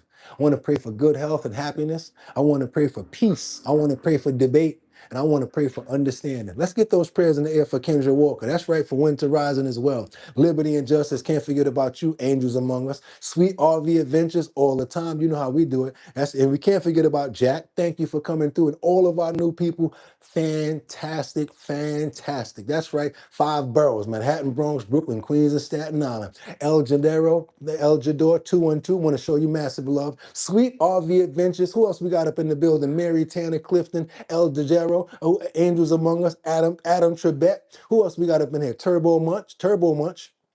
Tony Wright. Okay, we got to get some freestyles going in there for Sam Champion. Can't forget about Justin, Jordan. Can't forget about Teddy, 55 Coffee House, Lisa Roy. Can't forget about Angels Among Us, Winter Rising, Rebecca Lanyan Bueno. Can't forget about liberty and justice. Can't forget about you. What about Winter Rising and did I say that already? Okay, who else? Colessive. Can't forget about my brother Casey Ramos. Had a good day. I hope you had a good one, Casey. Hope you learned a lot from today's episode as well. That health and wellness section is really growing on us, you guys. Gunny Walker. Can't forget about Adam Trebet. Adam Trebet. You remind me of Alex Trebet. Love that name. You guys, who else we got up in the building? Jack Welsh, 1771, and John Spencer. Can't forget about you. Mary Tanner, you neither. Want to make sure that we get those prayers in the air. I'm going to be right back here tomorrow. And amen. Y'all know how we do it every single day. #1 show on YouTube because we got the #1 co-host, #1 family, and the #1 host, your boy Boogotti NYC. I'm about to get up out of here, you guys. I got to go run down on some new trending topics for tomorrow's episode. Got to run down on some new current events and see what we're going to do about that health and wellness. And again, any ideas you guys got, we ain't nothing but family over here. And if you're not a member of the Discord, what are you waiting for? This does not stop. We keep it going in the Discord. We have a big family over here. So 3 o'clock in the morning, 4 o'clock in the morning, they're still going. Join the Our Bottom Line Discord. Share with everybody over there. And I told you guys the other day, if you're going to be a part of that Discord, and you got some flyers that's hanging around, some bake sales that's going on, a food pantry, I'm asking you myself. I don't care what state you in. Take a picture of it. Feel free to put it in the Discord. We're here to save and help each other out. You know about any programs going on in Colombia. You know about something going on in Uruguay. I don't care where it is. If you're there and it's happening, let us know about it because maybe somebody else can benefit from it.